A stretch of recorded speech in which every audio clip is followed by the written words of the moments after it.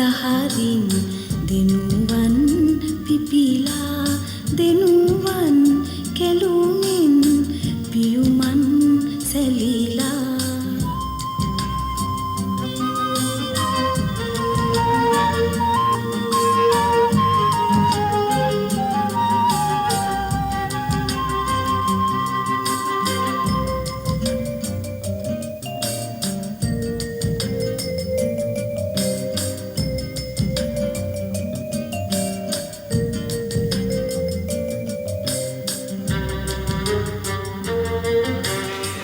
මං මේ ආවේ අවසාන ගමන ධර්ම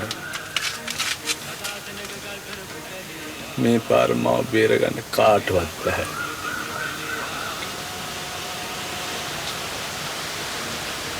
කීසරේ මං ව්‍යානවල ඉඳන් ආවේ මරණයට සූදානම්යි.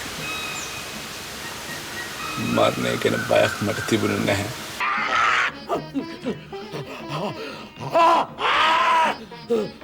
ඔඩැත්තගේ මඩප්පු අල්ලගමත් එක්ක උඹ අපිට වඩා වෛරයි කියලා අපි දන්නවා. ඒ උඹට එතන ලබා ගන්න බැරි වෙච්ච නිසා. අල්ලගම මරවට පස්සෙත් උඹට ඒක කරගන්න බැරි වුණා නේ. දැන් උඹ ළමයින්ගෙන් පලි ගන්න ආරම්භ දිනවද බෝලා? අතරින්ද. දිනීක් නිසා මම නොහැඬුවට මගේ හිත ගලක් කියලා හිතන් දෙපා මායා. දීමන්ත මගේ දරුවෙක් නොවුනත් මටත් හොඳට දරු දුක දැනෙනවා. සුම්බරාග රුවි රස්පුර දන්සුකාන්තා දිබ්‍රාජසේ මකර කෙතන මර්චයන්තේ බාල ප්‍රවාල විටපි ප්‍රභවාල තෙව සුම්බරාග රුවි රස්පුර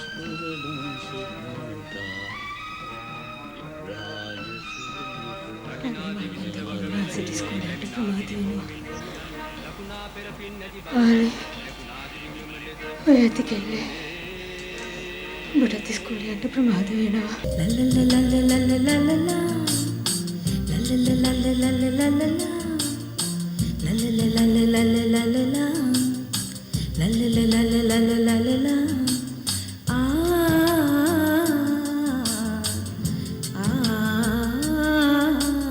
අයිබෝන් යමක් දකින්නට පින් කර ඇති දෙනෙත් තියෙන හැමෝම රූපයක් දකිනවා. මේ රූපය අපි අවබෝධ කරගන්නවා රූපය කියවමින්. රූපය පිළිබඳව පණිවිඩයක් මනසට යවලා අපි රූපය අඳුනා ගන්නවා. ඔබ මාදුටු විට අඳුනා ගන්නවා නම් ඒ ඔබේ රූප මතකයේ ඔබේ රූප කලාපයට ඔබේ මතක කලාපයට පිවිසීමෙන්. රූපයත් එක්ක අපිට තියෙනවා ඊටාම සුවිශිෂ්ට ගනුදෙනුවක්.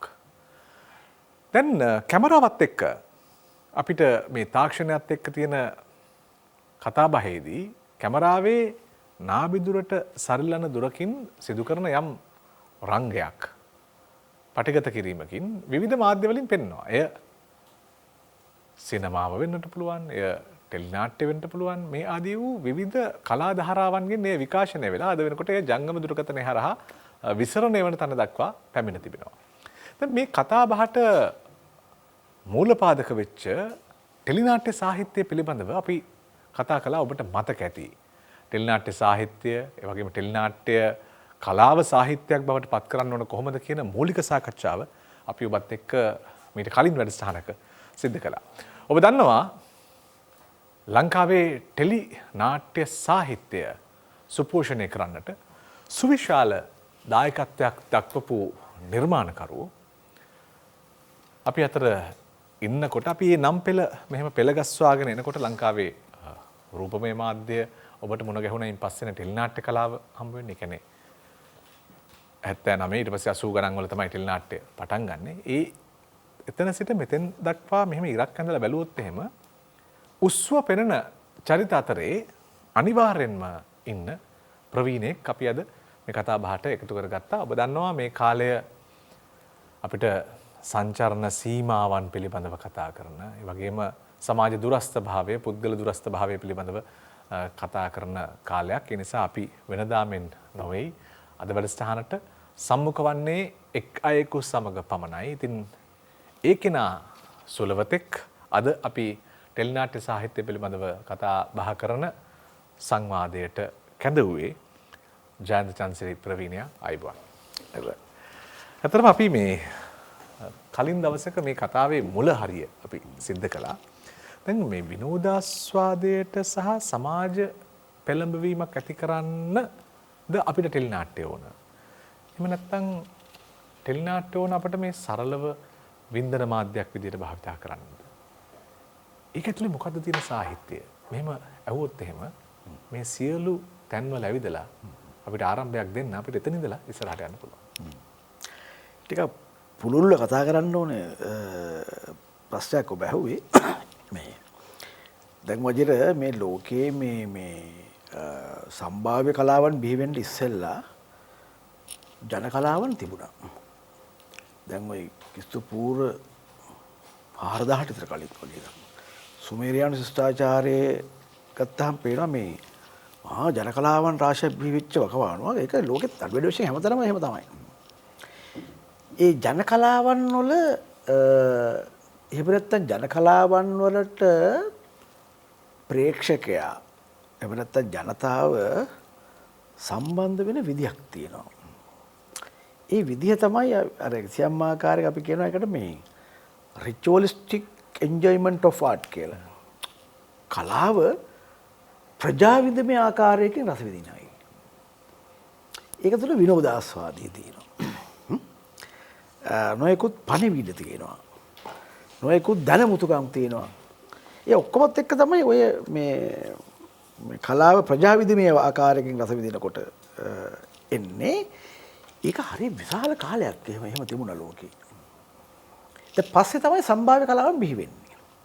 දැන් අපි ගමු අපිට දැන් මේ ආසන්නව අපිට මේ කතාවට සම්බන්ධ කරගන්න පුළුවන් සම්භාව්‍ය කලාවන් විදිහට නාට්‍ය කලාව ගත්තත් නාට්‍ය කලාවේ ආරම්භයත් ඒ වගේම තමයි. දැන් නාට්‍ය කලාවේ ආරම්භයත් එන්නෙම රිචුවලිස්ටික් එන්ජොයිමන්ට් ඔෆ් ආර්ට් විදිහට තමයි. දැන් ඔබ දන්නවා ග්‍රීසියේ පුරාණ ග්‍රීසියේ තෙස්පිස් කියන මිනිස්සයා එයාට නාට්‍ය කලාව බිහි කරන්නේ. පළවෙනි නළුවා. ඒ වගේම පළවෙනි නාට්‍යකරුවා.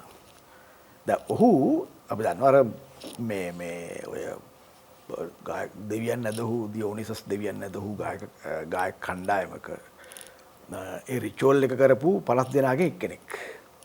ඩිතරම්බ කියන කණ්ඩායමෙන්. එතකොට ඔහු එක දවසක් අදහස වෙනස් කරලා ඔහු කියනවා මේ දියෝනිස් වෙනුවෙන් හැමදාම කරපු ගායනය වෙනස් කරලා ඔහු කියනවා මම තමයි දියෝනිස් කියලා. දියෝනිස් වලින් ඔහු පෙනී හිටියා. දියෝනිස් දෙවියා වශයෙන් ඔහු පෙනී හිටියා. ඒක දෙක කතාන්දරයක්. මම කියන්නේ ඉන්නේ දැන් මේක පදනම් කරන් තමයි ඉතින් ඔය ඒ මුල් කාලේ එතකොට ඒ තෙස්පිස්ගේ ප්‍රේක්ෂකයෝ තෙස්පිස්ගේ රසික ප්‍රජාව මේක රසවින්දේ මම අර කලින් කියපු ප්‍රජාවිදමේ ආකාරයකින් තමයි. රිචුවලිස්ටික් එන්ජොයිමන්ට් එකක් විදිහට තමයි ඒක ගත්තේ. ඒගොල්ලෝ විනෝදාසක් ලබා ගත්තා ඒකෙන්. දැන් එහෙම ආපු එක හොඳට බලන්න තව සතවර්ෂ 4-5ක් යනකොට එතන තිබුණේ නැහැ. තවදුරටත් තෙස්පිස් ගෙන ආපු විදිහට නෙමෙයි ඒක තිබුණේ. ඒක ඊස්කිලස් සොෆොක්ලිස් වගේ මහා යුරිපිඩිස් වගේ මහා නාට්‍යකාරෝ බිහි වෙනකොට ඒක සම්භාව්‍ය කලාවක් බවට පත් වුණා. ඊට පස්සේ ඒක තවදුරටත් කියන්නේ නැහැ රිචුවලිස්ටික් එන්ජොයිමන්ට් කියලා. ඒක සම්භාව්‍ය කලාවක්. ග්‍රීක නාට්‍ය කලාව අදත් අපි සලකන්නේ. තාම ගැඹුරු මහා භාවමය මහා සම්භාව්‍ය කලාවක් විදිහට. සිනමාවත් එහෙමයි. සිනමාවත් 1895 මට දෙසැම්බර් මාස දිනේ මතකයි දෙසැම්බර් 5 වෙන්න ඕන මට මතක විදිහට මේ ප්‍රංශේ ග්‍රෑන්ඩ් කැෆේ කියන මේ හෝටලේ තනිරීලේ පළවෙනි චිත්‍රපටය ප්‍රදර්ශනය කරනවා. ලුමිය සහෝදරවරු. ඔය දන්නවනේ ඒක. චිත්‍රපටයේ තමයි මේ සියෝටා දුම්රිය පළට දුම්රියක් පැමිණීම. තනිරීලේ මේක. දෝක සම්භාව්‍ය කලාකෘතියක් නෙමෙයි. ඒක මැජික් එකක්. මිනිස්සු මේක බලන්න ගියේ මේ මැජික් එක බලන්න. මේ චලනය වන රූප පද්ධතියක්. අපි හැමදාම දැක්ක නිශ්චල ඡායාරූප ඒතකොට නිශ්චල ඡායාරූප තිල බිහිලා තිබුණා. මේ නිශ්චල ඡායාරූප ඇවිදිනවා. මූ වෙනවා. දැන් මේක බලන්න තමයි මිනිස්සු යන්නේ. ඒක බලලා විනෝදයක් ලබන්න ගියේ. හරි? ඒ ප්‍රවේශ පත්‍රයක විශාල ගාණක් ඒ හැබැයි ටික දෙනා එලා දින්නේ. ඒක බලන්න කොහොම හරි ඒක පටන් ගත්තෙත් විනෝදාස්වාදයක් නෑ. එදා හිටියෙත් නැහැ කවුරුවක්වත් මේක එහෙම මහා කලාවක් වෙයි කියලා. තෙස්පිස් අර වැඩේ කරනකොටත් කවුරුත් හිතුවේ නෑ ඒ කාලේ හිටපු තෙස්පිස්ට ගෝලිවුඩ් එකේ හිතුවේ නෑ විතරක්ම ගායක කණ්ඩායමේ ආ හිටියේ නෑ මේක මේ ලෝකේ මහා කලාවක් බවට පත් වෙයි කියලා. සිනමාවේ එහෙම හිතුවෙත් නෑ කවුරක්වත්.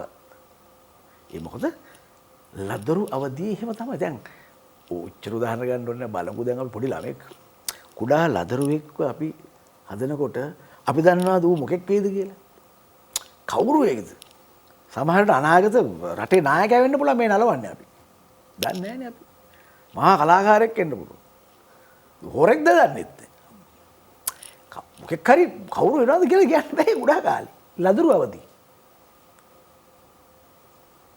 ටෙලිවිෂන් එකත් ඒ වගේ තමයි. ටෙලිවිෂන් එකත් ඒ ලදරු අවදියේදී කියන්න බෑ ඒක කවදා මොන කෙනෙක් බවට පත් හැබැයි අර කලාවන් දෙකට සාපේක්ෂව එක්තරා ආකාරයකින් සාපේක්ෂව කියන්න බෑ ඒවත් කලාව බැලුවොත් ටිකක් කල් ගියායි වැඩි වෙන්න දැන් සිනමාව කලාවක් කියලා පිළිගන්න අයින්ස්ටයින් ග්‍රිෆිත් වගේ සිනමාකරුවෝ බිහි වෙනකම් පිළිගත්තේ නැහැ. කියන්නේ සාල කාලයක් කරගම් මේ කලාවක් කියලා පිළිගත්තේ නැහැ. මේ එතකොට ටෙලිවිෂන් එක සෑහෙන කාලයක් ගියා. ඇත්ත වශයෙන්ම ටෙලිවිෂන් එකේ ලදරු අවදීන් බෙදෙන්නම සෑහෙන කාලයක් ගියා.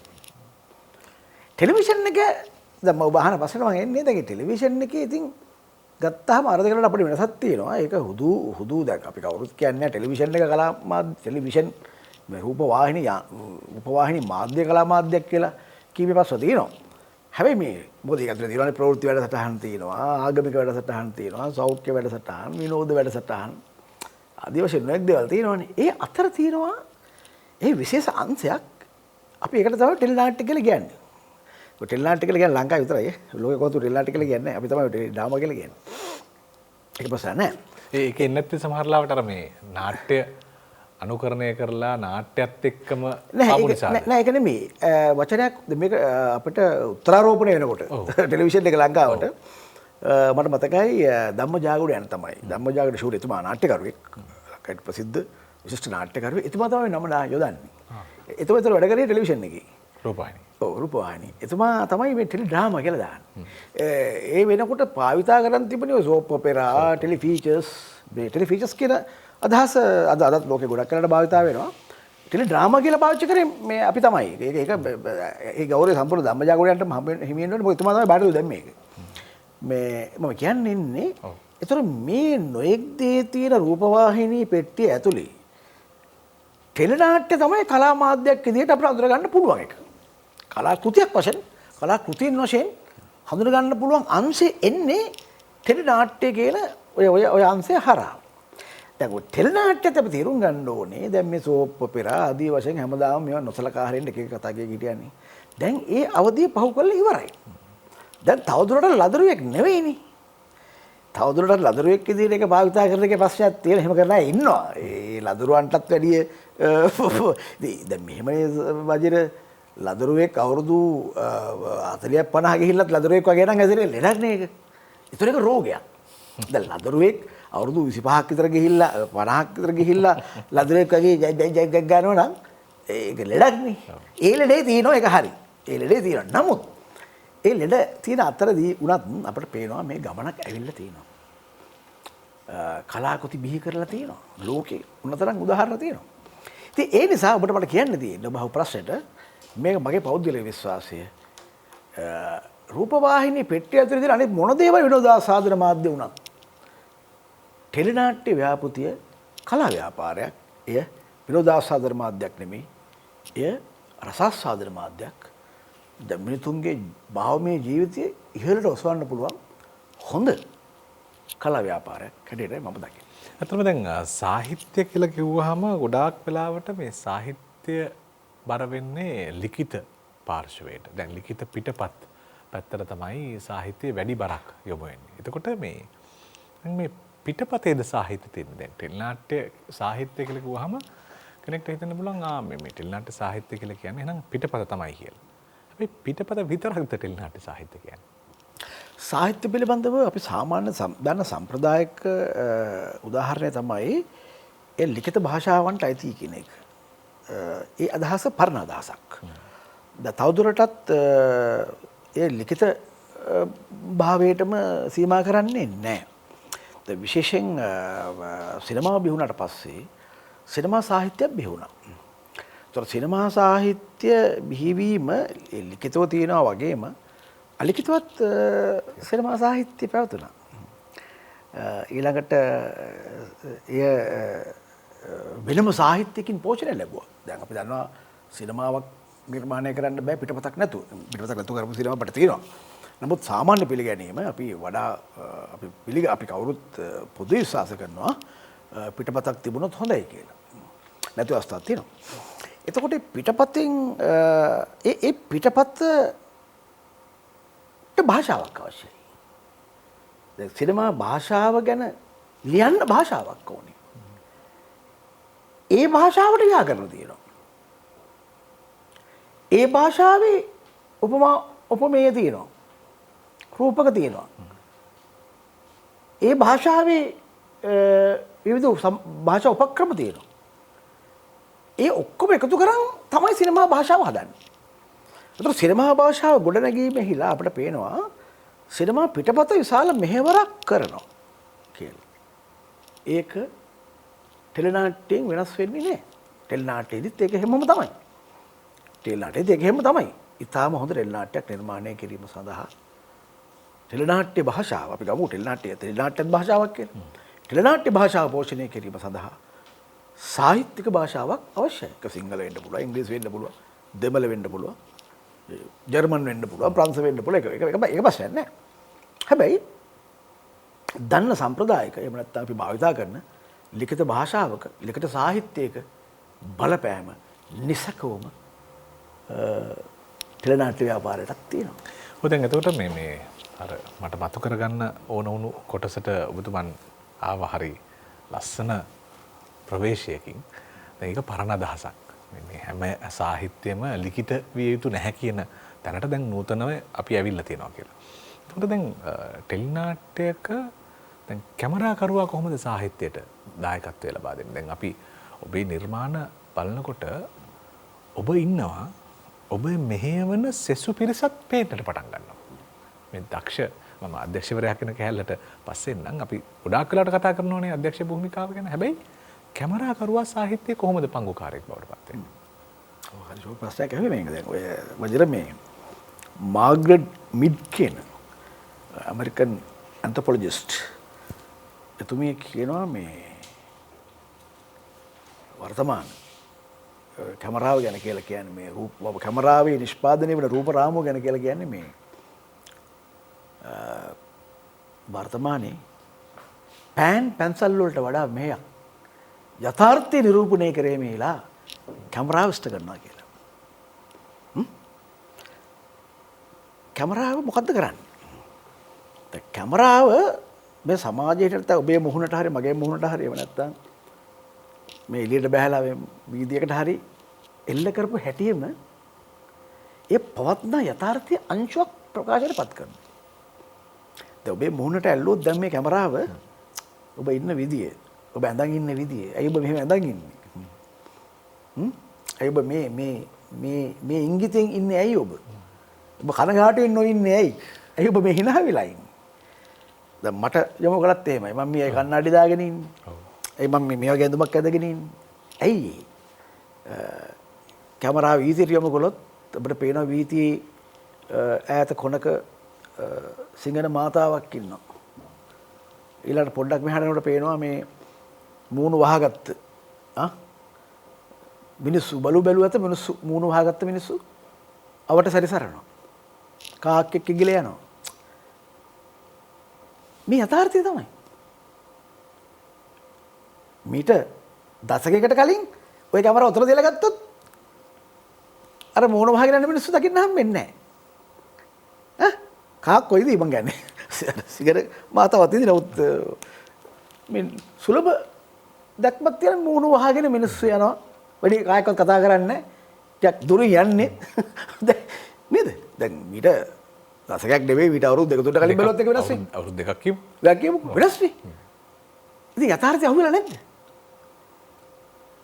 ඔය ප්‍රකට සිනමාකරුවෙක් වරවල් මතක නැහැ තුමාගේ කිව්වා මේ ඇත්ත වශයෙන්ම එක ෂොට් එකක් අපි ගන්න දැන් ඔය චිත්‍රපටයක දැන් රූප රාමුවක එක ෂොට් එකක්.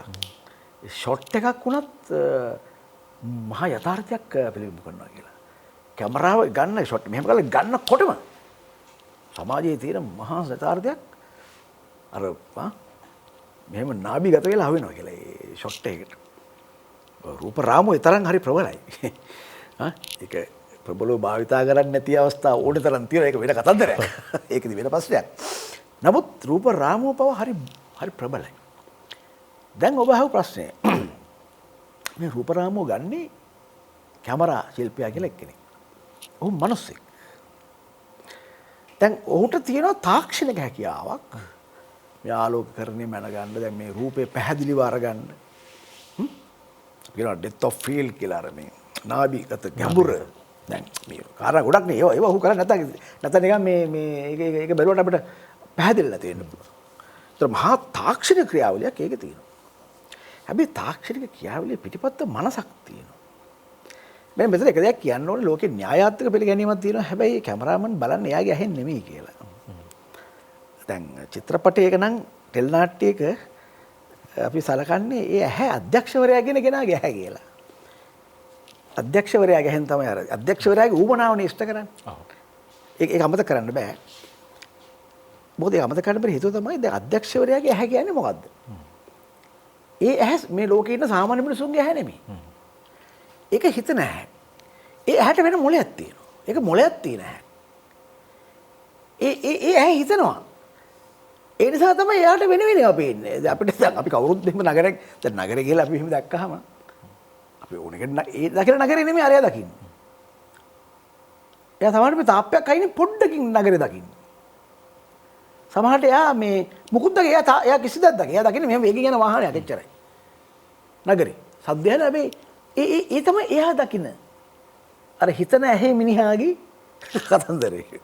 ඒක බන්ධනය තිරණේ මං ගෙනේ. ඔව්. ඉතින් වජිර එතකොට මේ මෙතන පේනවා අපිට එතකොට අර කැමරා ශිල්පියා කියන විශිෂ්ට පුද්ගලයා ඔහු මෙතන එකඟතාවකට ඇවිල්ලා තියෙන්න ඕනේ අර ඇහත් එක්ක. ඒතර ඇස් දෙකක එකතුවක් ඒක. අර වෙනම මොලයක් තියෙන හිතන ඇහි සහ මේ තාක්ෂණික වශයෙන් මේ සියල්ල පිරිසිදු දන්න ඇහැයි මේ දෙක එකතු වෙලා හැදෙන ඇහි කතාව තමයි කැමරාව කියලා කියන්නේ. ඇත්තටම දැන් සමහර නිර්මාණ දැන් මෑත කාලීනව අපි බලනකොට මේ ප්‍රේමයක් හට ගන්නවා මුස්ලිම් තරුණයෙක් සහ කතෝලික තරුණියක් අතර. මේ කතාව තනිකර ගෙනියන්නේ චිත්‍රණය වන ළඟ තියෙන පල්ලියක් සහ මේ පල්ලි දෙකක් අතර මුස්ලිම් කතෝලික පල්ලි දෙකක් ගාව තමයි ඔවුන් ඒ අර පෙන්නන රූප රාමුව ඇතුලේ වෙන කතාවක් නිර්මාණය කරනවා. දැන් සමහර ලාවට රළ ඇවිල්ලා රළ බින්දෙනවා. ඊට පස්සේ නිහඬතාවයක් තියෙනවා. මම කියන්නේ නිර්මාණ ප්‍රයෝග භාවිතා කරන ආකාරය. එතකොට මේ සාහිත්‍යමය කල්පනාවක් බවට රූපයපත් කරන්න අධ්‍යක්ෂවරයා කොතෙන්ද දෙන්න ඕන? හොඳ ප්‍රශ්නයක් ඔබ අහන්නේ ඔය මම නම් වේද අදහස් කීපයක් තියෙනවා. හැබැයි මම නම් පිළිගන්න අදහස තමයි ඕට තියරි කියන එක. ඒ කියන්නේ අපි මෙතන සලකන්නේ අධ්‍යක්ෂවරයා කතුවරයෙක් විදියට. දැන් සාහිත්‍යයේදී ඔබ දන්නවා මහා බල සම්පන්න පුද්ගලයා කතුවරයා. ඔහුනේ ඒක කරන්නේ. ඔහු ඍෂි අමතක හැසිරේ මුළු ලෝයේ දෙසට හැරේ. අර කුමාරතුංග පිටිදාසයන් කිව්වනේ. තෙරක් නැමැති දිවි සයුරේ මහ බඹු කිවියා විතරේ. ඔහු ඍෂි අමතක හැසිරේ මුළු ලෝයේ දෙසට හැරේ. සාහිත්‍ය නිර්මාණයේදී කලා නිර්මාණයේදී මේ මහා බ්‍රහ්මයා මේ ලෝකේ මවන්නා වගේ මේ මවන පුද්ගලයා තමයි කතෘවරයා. නවකතාව ලියන මිනිහාගේ ලෝකේ එකයි අපිට ඇගිලි ගන්න බෑ. යා තමයි ලොක්කයි. අගේ ලෝකේ කතෘ. හරිද? යාට උන්න චරිතයක් මරනවා. යාට උන්න චරිතය විනාශ කළා දානවා. යා මවනවා. යාට පුළුවන් ඕන තරක මිනිස්සු මවන්න. ඕන තරක මවන්න පුළුවන්. ඒ තමයි කතෘ. සාහිත්‍ය කතෘ. ඔය කතෘම තමයි සිනමාවේ ඉන්නේ මම කියන්නේ. ඔය කතෘම තමයි වේදිකා නාට්‍යයේ ඉන්නේ. ඔය කතෘම තමයි ටෙලි නාට්‍යයේ ඉන්නේ. ඔක තේරුම් ගන්න ඉතින් පස්සේ උඩක් තියෙනවා. ඒක මට කරන්න දෙයක් නැහැ. හැබැයි එතකොට මේ භූමිකාවක් විදිහට මේ කතෘ කියන කෙනාගේ චිත්‍රපට අධ්‍යක්ෂවරයෙක් වෙන්න පුළුවන්. ටෙලිනාට්‍ය අධ්‍යක්ෂකවරයෙක් වෙන්න පුළුවන්, වේදිකා නාට්‍ය අධ්‍යක්ෂකවරයෙක් වෙන්න පුළුවන්. හැබැයි කතෘ නම් ඌ තමයි බලධාරයා. මහානුභාව සම්පන්න මහා බ්‍රහ්මයා ඔහු තමයි. ඒක මේ මැව් පුද්ගලයා. දැන් වැඩක් තියෙන විතර ඒ මිනිහ අපිට තියෙන වැඩේ මොකද්ද? ප්‍රේක්ෂකයා වන පාඨකයා වන මට තියෙන වැඩේ මොකද්ද? මට තියෙන වැඩේ මට ඔහු කතෘ වෙලා ඉඳමින්, ඔහු මහා බ්‍රහ්මයා වෙලා ඉඳමින් මට මොකද්ද සපේන ඥානය මගේ ඊළඟ මොහොත ජීවත් වීම සඳහා. එබඳු මොහොතවල් ගණනාවක් තව ඉස්සරහට මට ජීවත් කිරීම සඳහා මොකද්ද එයා කරන්නේ? එහෙම නැත්නම් එයාගේ වැඩක් නෑ මට. දැන් මහා බ්‍රහ්මයා වුණත් වැඩක් නෑනේ මට වැඩක් නැත්තම්. අන්න එතරයි තියෙන්නේ. එතන තමයි එන්නේ හැම හැම කතෘවරයෙක්ම තමන් වෙනුවෙන් නිර්මාණය කරන කෙනෙක් නෙමෙයි. ඒන මේ කියන මහා බ්‍රහ්මයා අනෙක් අය සියල්ලන් වෙනුවෙන් ලෝකයක් මවන්න උදව් කරන කෙනෙක්. ඔව් ඇත්තටම දැන් ඔය මැවුම් ස්වභාවය අධ්‍යක්ෂ භූමිකාව එහෙම නැත්නම් මේ යම්කිසි අදහසක් ඔළුවට ආවහම ඒ ඔළුවෙන් එය මුදා හැරලා එය රූපයකට නගලා එය තවත් පිරිසක් අහු කරගෙන නිර්මාණය කරලා තවත් කෙනෙකුගේ ඔළුවට සංජානනය කරන මේ සංජානන විප්ලවයක් මේ කරන්නේ. එතකොට මේ විප්ලවය කරනකොට ඕන වෙන පිරිස් ඉන්නවා.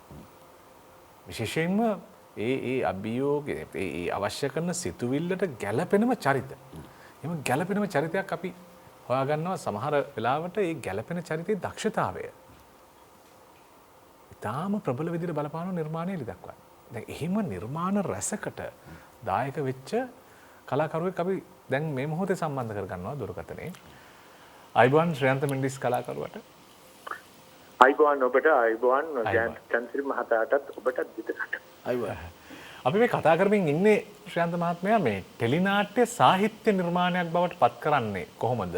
ඒ කාරණාව සඳහා පිරිස එකතු වෙන්නේ කොහොමද කියලා. ඇත්තටම මේ සාහිත්‍ය නිර්මාණයක් බවට ටෙලිනාට්‍ය පත් කරන්න රංගවේදියාගේ කාර්යභාරය පිළිබඳව මම කැමතියි ඔබතුමත් එක්ක කතා කරන්න. ඇත්තටම මම හිතන්නේ විතාමාත්ම හොඳ කාලෝචිත මාතෘකාවක තමයි ඉන්නේ. ඒකට ගැළපෙන පුද්ගලයා තමයි ඔය අසුන්ගෙන ඉන්නේ. මම හිතන්නේ මේ එතුමාණන් කරපු සේවය සහ එතුමාණන් කරපු කාර්යභාරය ලාංකීය ටෙලිනාට්‍ය වංශ කතාවේ හැරෝම් ලක්ෂයන් බවට පත් වෙලා තියෙනවා. ඉතින් මෙතනදී මට සියුම් සතුටක් දැනෙනවා. මොකද මේ එතුමා ජයන්ත මහත්මයා නිර්මාණය කරපු බොහෝ නාට්‍යවලදී මටත් රඟපාන්න අවස්ථාව ලැබුණා. ඔබ කිව්වා වගේ ඒවා මහා දැවැන්ත සාහිත්‍යයන් ගොඩනගා ගන්නට හේතු කාරණා වෙච්ච නිර්මාණ. නමුත් දැන් තියෙන ගැටලුව මේ ජයවර්ධන මැතිතුමා මෙතන අපි අද වෙනකොට එහෙම ටෙලිනාට්‍ය සාහිත්‍යයක් භුක්ති විඳිනවද? එහෙම නැත්නම් ටෙලිනාට්‍ය සාහිත්‍යයක් අත්විඳිනවද? ඒකෙන් අපි පරිශීලනය කරනවද එහෙම සාහිත්‍ය නිගුණයක්? මෙන්න මේක තමයි ගැටලුව. ඉතින් ඒක නිසා දැන් මේ ප්‍රවාහයේ අපි අඩු වැඩි වශයෙන් ගොදුරු වෙලා යන්න වෙලා තියෙනවා. මොකද මේක මේ වෙනයම් වූ වාණිජ්‍යමය පසුබිමක් එක්ක ගනුදෙනු කරන කාලා මාධ්‍යයක් බවට පත් වෙන වර්තමානයේදී. නමුත් ඉතිහාසය එහෙම නැහැ. ඉතිහාසයට ගිහිල්ලා බලපුවාම ඉතිහාසයේදී මේක මේ බොහොම සුවිශේෂ වූ කාරණාවක් ලෙස සැලකලා බොහෝ නිර්මාණකරුවන් තමන්ගේ නිර්මාණවලට කලාකරුවන්ව දායක කරගත්තා. එහෙම දායක වීමේ ගුණය මතක් ලැබුණා.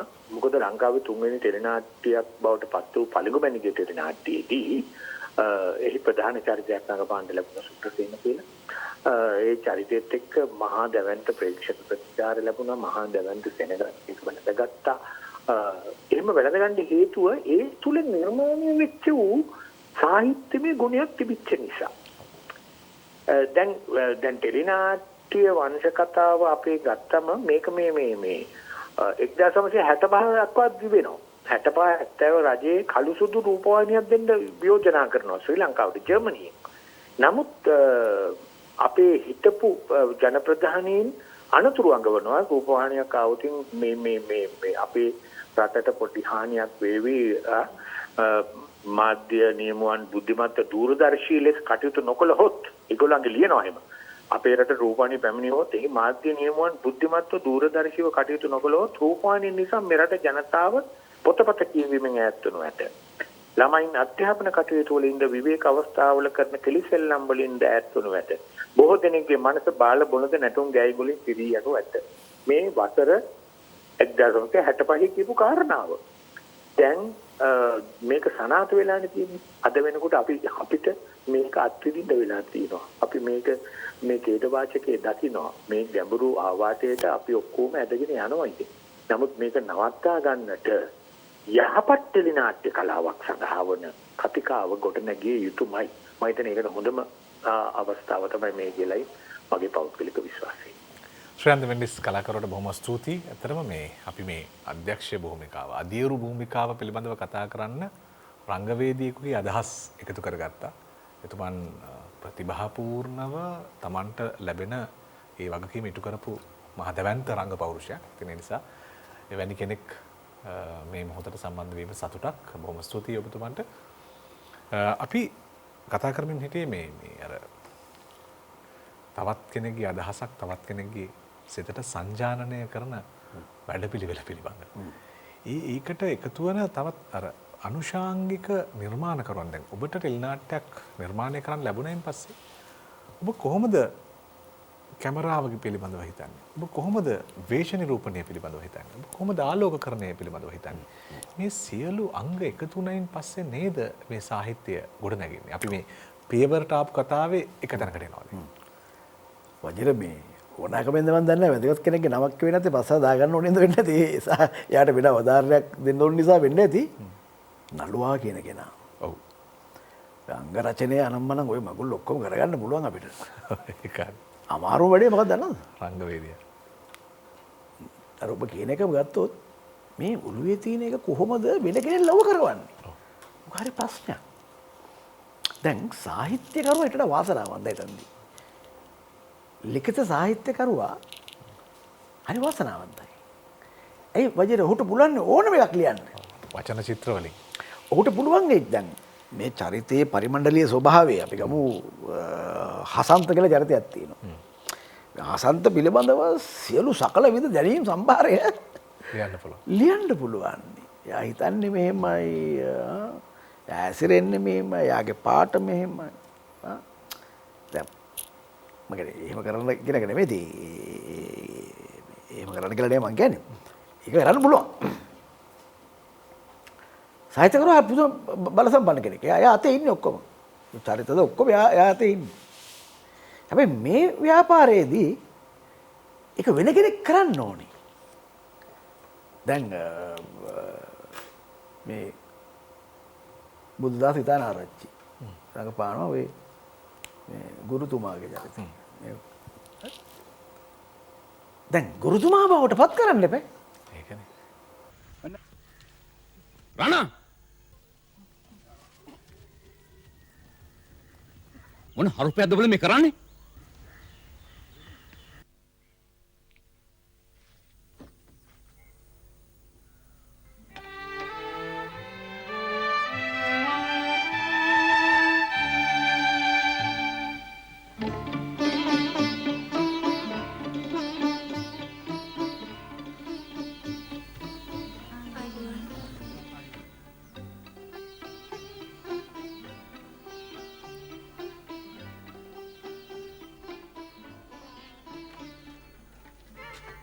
උඹලත් අද ලෑස්ති වෙලා මන් දෙන්න පාඩමට.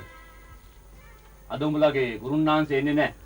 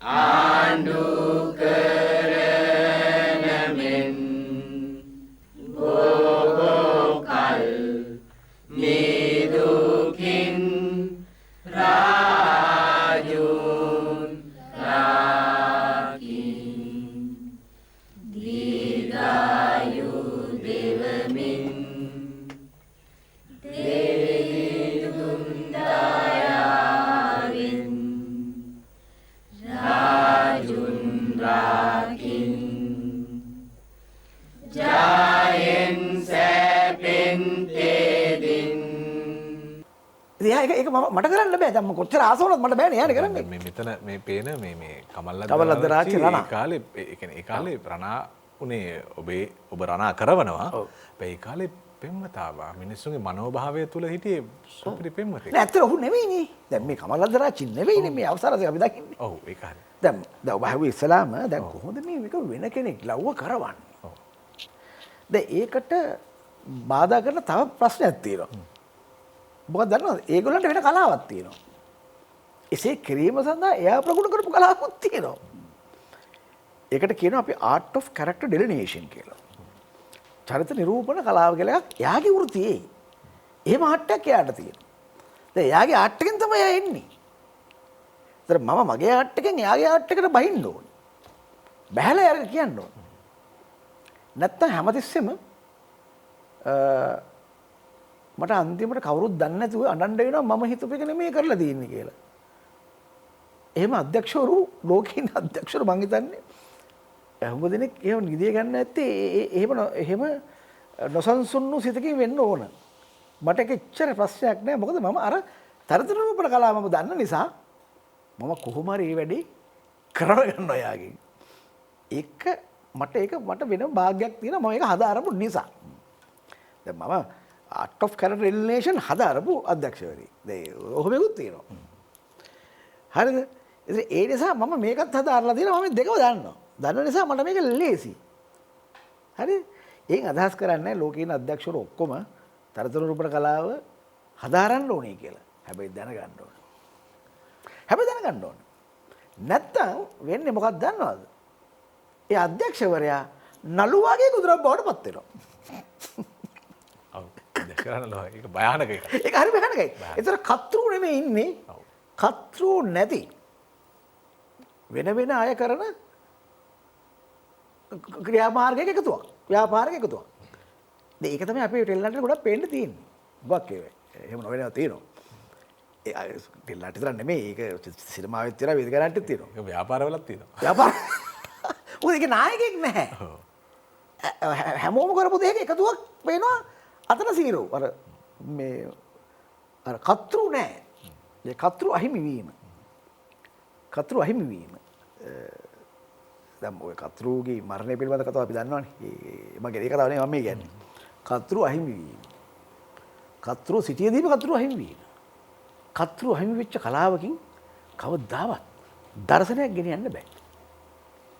කවදාවත් අර කලාකෘතියේ සාරාර්ථය හරියට ප්‍රකාශයටපත් කරන්න බෑ. ඒක පේනවා ඔය ටෙලි නාට්‍ය දැන් අපි මට පොඩක් ඉඩ දෙන්න එතන එන්න. අද ආවම අපිට පේනවා මොකද ඒවා එහෙම අර ඒකමිතියක් නැති බවක් පේනව නේද අපිට. ඉතින් ඒකමිතිය නැත්te ඒකමිතිය ඇති කරන්න ඕන එක්කෙනා නැහැ. එහෙම කෙනෙක් ඇති ලස්සනට එකක් දාලා හරි ලස්සන ඇඳුමක් ඇඳගෙන තොප්පි දාලා සන්ග්ලාස් පෑර දාගෙන අර බ්ලූටූත් උත් ගහගෙන රටේ නැති මෙලොන්ට් එකක් ගහගෙන ඉන්න කෙනෙක් ඇති භෞතිකව. හැබැයි කෘති එහෙම කෙනෙක් නෑ අවසානයේදී. දැන් මම අහලා තියෙනවා සමහර අධ්‍යක්ෂවරු ඒ තමන්ගේ ටෙලි නාට්‍ය දකින්නේ එදා රෑ විකාශය වෙනකොට කියලා. ඒ සංස්කරණ මැදිරියක ඉඳලවත් නැහැ. සංගීතය සැපෙන තැනවත් එයා නැහැ. එයා කරන්නේ රූගත කරන එක විතරයි. ඒ අද වෙලා තියෙන කේද වචක. ඉතින් එයා කොහොමද අනිත් ඊට යන නළුව ගැන කොහොමද හිතන්නේ? එයා කරන්නේ මේ පොඩි ෆැක්ටරි එකක වැඩක්. ෆැක්ටරි එක මැෂින් එකක වැඩ කරන කෙනෙක්ගේ වැඩක් ඒ කරන්නේ. පිටපත් ගහලා දානවා. ඉතින් ඒක නෙවෙයි. දැන් මේ අසර මේක හේදවාචක ඉක්මනට ගත්තේ ඒක පැහැදිලි කරන්න. එතකොට අර ඔබ ඇහුවා වගේ අධ්‍යක්ෂවරයා මේ ආටිස්ට්ලා මෙහෙවනවා. ආටිස්ට්ලා මෙහෙවනවා කියන්නේ හරි අසීරු වැඩක්. මොකද මේ මෙහෙවන්නේ මනුෂ්‍ය පුඤ්ජයන්. මේ තවත් මනස් මේ මෙහෙවන්නේ. මේ මනස් වල එකතුව තමයි මේ මහා භාවමය ලෝකයක් නැවෙන්නේ. ඒ කැමරා ශිල්පියා කියන තව මනසක් තියෙන විශිෂ්ට මිනිහා එක අරගන්නවා. සංගීතඥයා කියන අර වගේ තව මනසක් තියෙන කෙනා ඒ උද්දීප්තියටපත් කරන ඒට අනුප්‍රාණය සපේන සංගීත ඛණ්ඩයක් ඉදිරිපත් කරනවා. සංස්කරණ ශිල්පියා කියන කෙනා ඒත් අධ්‍යක්ෂවරයා ගන්න බැරිද යටතේ. මෙහෙම යටතේ. ඔහු මේ රූප ගලපනවා. මේ සමස්තය තමයි අන්තිමට එන්නේ. හැබැයි මේ කතෘ වරෙක් සිට යුතුයමයි. අපිට මං කියන්න තියෙන්නේ අපිට දකින්න හම්බෙන්නේ කතෘවරයා අහිමි වෙච්ච ටෙලි නාට්‍ය කලාව. කතෘවරයා අහිමි වෙච්ච ටෙලි නාට්‍ය කලාවක් සාහිත්‍යයක් කරන්න පුළුවන්ද? ඒක තමයි අපේ රටේ වර්තමානයේ අපි මුහුණ දෙන අභියෝගය. ඒ නිසා තමයි අපිට හිතෙන්නේ ආයෙත් ජයන්ත අයියගේ නාට්‍යයක් බැලුවොත් හොඳයි කියලා. එහෙම හිතලා තමයි අපි මේ නාට්‍ය ආයෙ බලන්න පෙළඹෙන්නේ. ආයෙ පෙන්වන්න උත්සාහ කරන්නේ. මොකද හේතුව ඒව ඇතුලේ තිබුණා සාහිත්‍යයක්. අපිට ගොඩ නැගිය යුතු සාහිත්‍යයක්. වෙදහාමිනේ බලනකොට අපේ පාරම්පරික හෙළ වෙදකම එහි තිබුණු උත්තමාංග පිළිබඳව මහා විශාල පරිසරයක පැතිරිලා වගේම නූතනකරණයත් එක්ක ගැට ගැහිලා ඒ සමාජය දෙකට කඩලා යන තැන් ඉතාම පරිස්සමෙන් අපිට පෙන්වලා දෙවුණු නාට්‍ය. ඒව ඇතුලේ සාහිත්‍යයක් තිබුණා. ඉතින් මේ හොයා බැලීමටයි අපි උත්සාහ කරමින් ඉන්නේ. අද අපි සාකච්ඡා කරමින් ඉන්නේ ටෙලි නාට්‍ය සාහිත්‍යය පිළිබඳව. ටෙලි නාට්‍ය සාහිත්‍ය සඳහා වන විශ්ව සම්මත හඳුනා ගැනීම තිබෙනවා. නමුත් ඕනෑම කෙනෙකුට විග්‍රහාත්මකව අර විශ්ව සම්මත අදහස්වල ඒ පදනමේ ඉඳගෙන අලුත් හොයාගෙන අලුත් තැන් හොයාගෙන ගමන් කරන්න පුළුවන්. මම හිතන්නේ මේ අලුත් තැන් හොයාගෙන ගමන් කරන කතා බහක් තමයි අපි අද කරමින් ඉන්නේ. ටෙලි නාට්‍ය සාහිත්‍ය පිළිබඳව කතා කරන්න ජයන්ත චන්ද්‍රසිරි ප්‍රවීණ නිර්මාණකරුවා එක්ක අපි එකතු වෙලා දැන් ඔබතුමන් කිව්වා අපිට විරාමයට යනකොට මේ අර කතෘවරයා අහිමි වෙච්ච කලාවක් අපිට තියෙනවා. හැබැයි කතෘවරයා මේ සියලු තැන් එකට ගැට ගහලා හදනවා මහා නිර්මාණයක්. මේ මහා නිර්මාණය හදනකොට දැන් මම වෙදහාමිනේ වගේ නාට්‍ය මතක් කළා. ඒවායේ තියෙන මේ සාහිත්‍යමය අනාගත දැක්ම පිළිබඳව සාකච්ඡා කළා. දැන් අපේ රටේ තියෙන සාම්ප්‍රදායික මූලභූත අධ්‍යයනයන් හොයාගෙන තමයි ඔබ ගොඩාක් වෙලාවට ගමන් කරන්නේ. මේ මූලභූත අධ්‍යයනයන් පිළිබඳව පුංචි ඉඟි මාත්‍රයක් ලැබුණයින් පස්සේ ඔබ යනවා පර්යේෂණය කරන්න.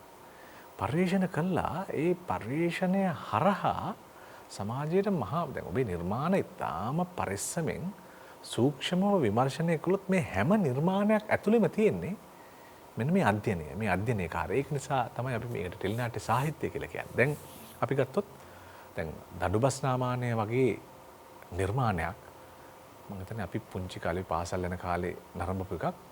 අපි එතකොට දැනගන්නවා අංගම් කියලා සටන් කලාවක් තියෙනවා කියලා. එතකොට එහෙම අපි ටෙලි නාට්‍යයෙන් බැලුවයින් පස්සේ මෙන්න රටේ තනින් තන විවිධ પરම්පරාවල් තමන්ගේ මුල් හොයාගෙන යන්න පටන් ගන්නවා. එතකොට ටෙලි නාට්‍ය සාහිත්‍යයක් වුණොත් සමාජය වෙනස් කරන්න පුළුවන් කොහොමද? මම හිතන්නේ දඬුබස්නාමානයෙන් වෙදහාමිනේ උදාහරණයට අරගෙන අපි පැහැදිලි කරත් හොඳයි කියලා. හොඳ පොයින්ට් එකක් ඒක දැන් දැන් මම හිතන්නේ රටේ අතිබහුතරයක් දඬුබස්නාමානයේ බිහි වෙනකන් අංගම්පොර කියලා සටන් ක්‍රමයක් ගැන දැනන් හිටියේ නැහැ. අඩු ගානේ පත්‍රයක පොතක ලිපියක්වත් පළ වුණේ නැහැ. හැබැයි දැන් දඬුබස්නාමානයේ මට අද වගේ මතකයි වජිර මේ දඬුබස්නාමානය අවසාන කොටස් 14 තිබුණේ. අවසාන කොටස් යනකොට මේ නාට්‍ය පිළිබඳ වගේම සටන් කලාව මේ සටන් කලාව පිළිබඳවත් විශාල මේ ආందోලනයක් විශාල කතා බහක් සංවාදයක් රටේ ඇති වුණා. සමහරු පන්තිත් පව පටන් ගත්තා. මට මතකයි ඒ කාලේ අංගම්පර පන්ති තිබුණා. මේ නාට්‍ය අවසාන කොටස යනකොට අංගම්පර පන්ති පටන් ගන්න තිබුණා.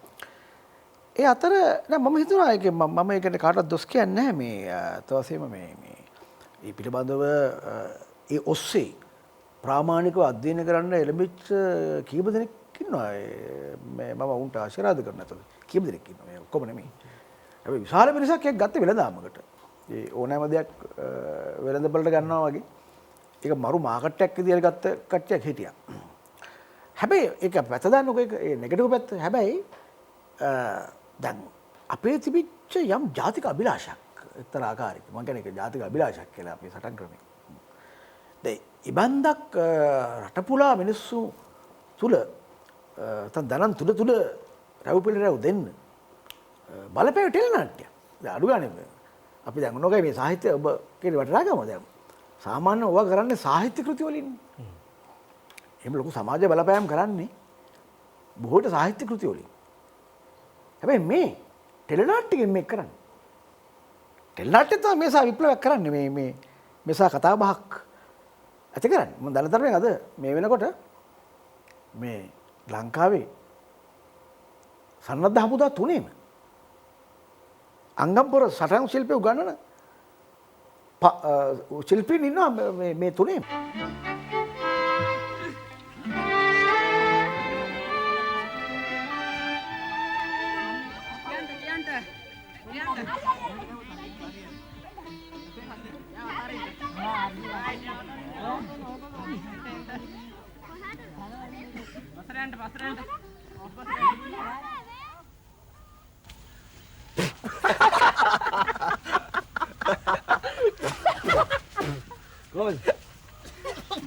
බොරු කියන්න එපා බං. උඹ කියන්නේ බේගල්.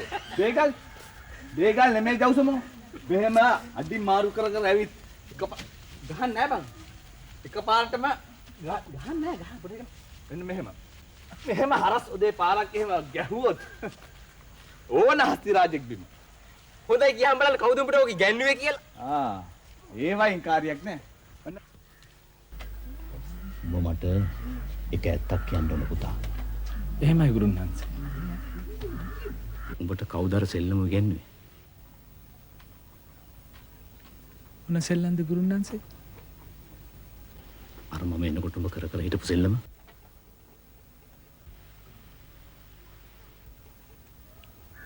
අපේ අප්පොච්චි ගුරුන්වහන්සේ. මට බොරු කියන්න තරන්ට එපා බං. පල්ලෙගමයා මැරෙනකොට මම අවුරුදු 5 සන්ධිය කන්නේ. මම බොරු නෙවෙයි කියන්නේ ගුරුන්වහන්සේ. දැන් මගේ දැන් මේ රෙවොලූෂන් එක කරන්නේ ටෙලිනාට්‍යයක්. මම පත්‍ර දාන්නකෝ ඒක. එකෙන් පේනව නේද කොයිතරම් බැරෑරුම් දේවල් මේ මාධ්‍යෙන් කරන්න පුළුවන්ද කියලා. දැන් මේක මේ සරල මේක නිකන් මේක නිකන් ඔය දෙන්නේ කතා කරනවා hina වෙනවා. ඉතින් අපි බලනවා බත් කනවා ආයි බලනවා බත් කනවා වගේ දැන්. එහෙම නෙමෙයි. මම කියන්න ඉන්නේ මගේ අදහස. ඒ කියන්නේ මේ කලා කෘතියක් වශයෙන් සමාජ බලපෑමක් කරන්න. මිනිසුන්ගේ භාවමය ජීවිතේ බලපෑමක් කරන්න. පුළුවන් කලාවක් මේ. ඔබ කියනවා වගේ. හැබැයි ඒක කරන්න අර කතෘ ඉන්න ඕනේ. ඒ කතෘ කියලා කියන්නේම නිකන් මිනිහෙක් නෙමෙයි. එයාට ජීවන දෘෂ්ටියක් තියෙන්න ඕනේ. දැන් ඒ ජීවන දෘෂ්ටිය තියෙන දේ මම හොයන්නේ. දැන් මටත් ලේසියි නැත්තම් ඔය මොකක් හරි මගුලක් කරන්න පුළුවන්. කොහේ එකක් බලාගෙන. ඒ මම හොයන්නේ. අයි මේ රිසර්ච් කරන්නේ. රිසර්ච් කරනවට ගෙවන්නේ නැහනේ කිසිම තැනක. ඒ කාලය ගත්තොත් මේ වෙළඳ බලත් එක්ක ගත්තොත් ඒක පාඩු කාලයක්.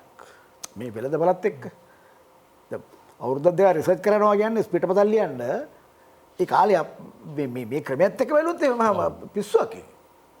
මේ උදේ ගිහිල්ලා හැන්දෑව ෂොට් එක උදේ ලියන කටේ අර කියනනේ බොනට් එක උඩ තියලා දිනවා කියලා මේ පිටපත හවස ෂූ ගත කරන එක එදා උදේ ලියන්නේ. මේ හවස නෙමෙයි තාම මොහොතට පලෙන් ගන්නේ දැන් ඊට මොහොතට කලින් එක්ක SMS එකෙන් එන්නේ.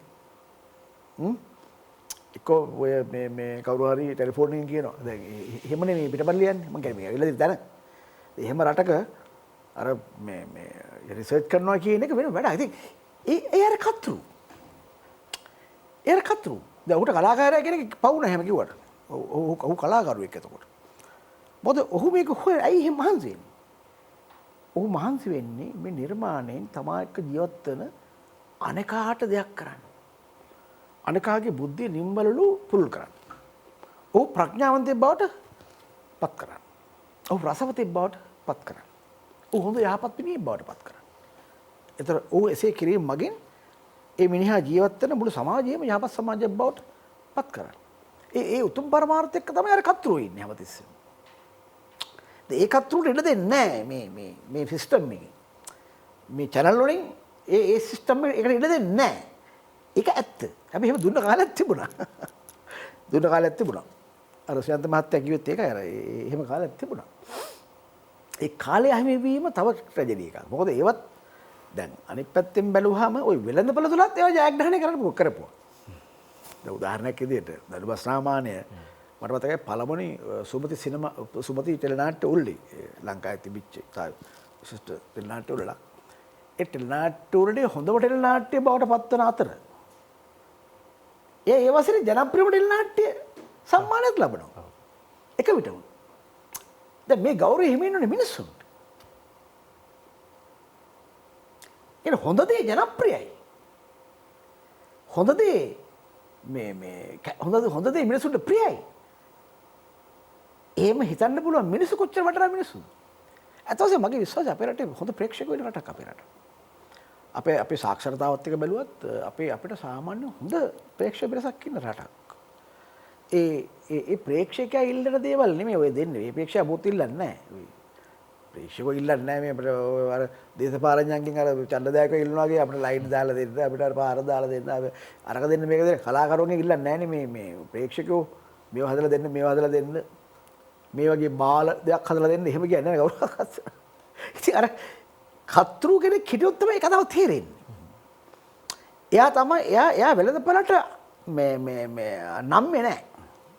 වෙළඳපළට එයාව නවන්න බෑ. එයා වෙළඳපළ නවනවා. එයා වෙළඳපළට උඩින් ඉන්නේ.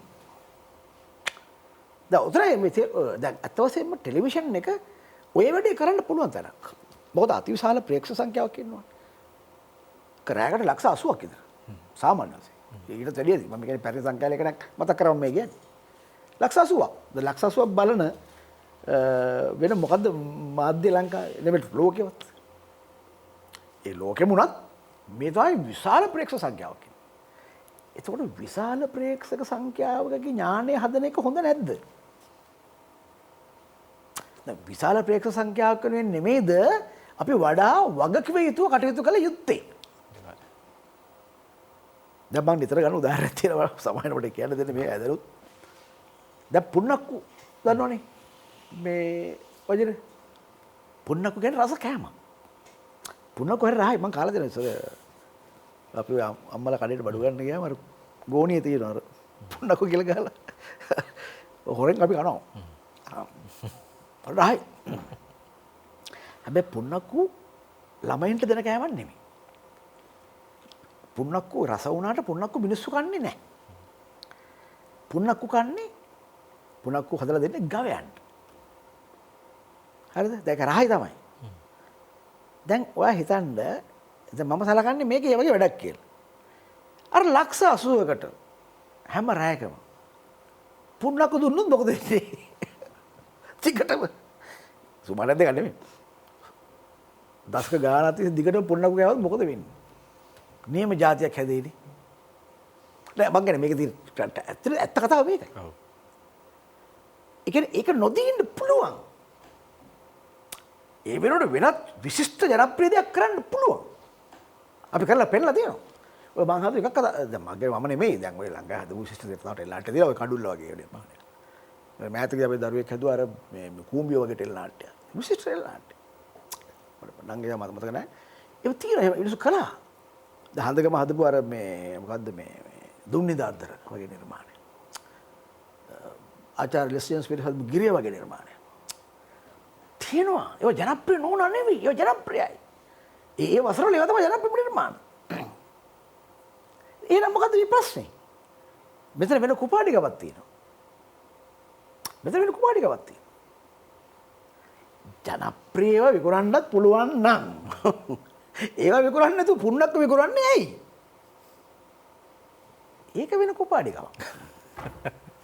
ඒ කාලේ ඉඳලා වර්තමානයේ දක්වා දිවෙන නාට්‍ය කලාව විමර්ශනය කළා බලන්න පුළුවන් කෙනෙක් අපි මේ සාකච්ඡාවට සම්බන්ධ කරගන්නවා.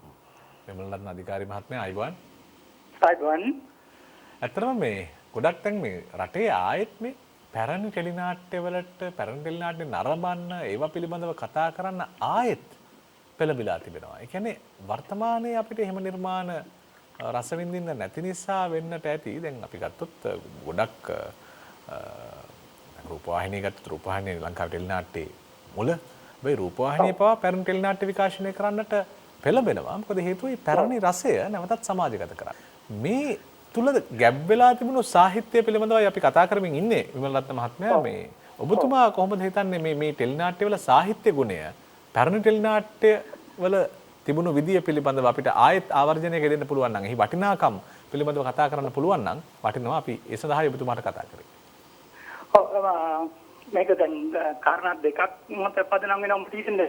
ටෙලිනාට්‍යමය කාරණාවත් එක්ක මේ සමාජමය කාරණාවකුත් පැටලලා තියෙනවා මේ මොහොත වෙනකොට නම් මම හිතන්නේ දැන් නාලිකාවලට පැරණි ටෙලිනාට්‍යවල අන්තර්ගත සහ විෂයබද්ධ දේවල් සංවාදයට ලක් වීමට වඩා මේ අලුතෙන් ඇතිලා තියෙන සමාජ පසුබිම මත මේ කොරෝනා වෛරස් පසුබිම මත ටෙලිනාට්‍ය නැවත විකාශය කරන හැරෙන්න වෙන විකල්පයක් නැති තැනකට නාලිකා පත් වෙලා ඒක පටන් ගත්තා වගේ මට දැනෙන්නේ ඔබ කියන අර්ථයෙන් ඒක පටන් ගත්තා නම් ඇත්තටම ඒක ඉතා හොඳ ක්‍රියාවක් ඇටියට දකින්න තිබුණා මේ දවස්වල ඔබ කියන දෙයට මම එක්තරා විදියකට එකඟ වෙනවා මොකද හේතුව දැන් මේ දවස්වල වඩා ජනප්‍රිය වෙලා තියෙන නාට්‍යක මේ නම කිව්වට මම කමක් නැත්තම් කියන්නම් දැන් නාටකම්කාරයෝ වගේ නාට්‍යයක් බොහොම ප්‍රබල විදියට ජනප්‍රිය වෙමින් යනවා.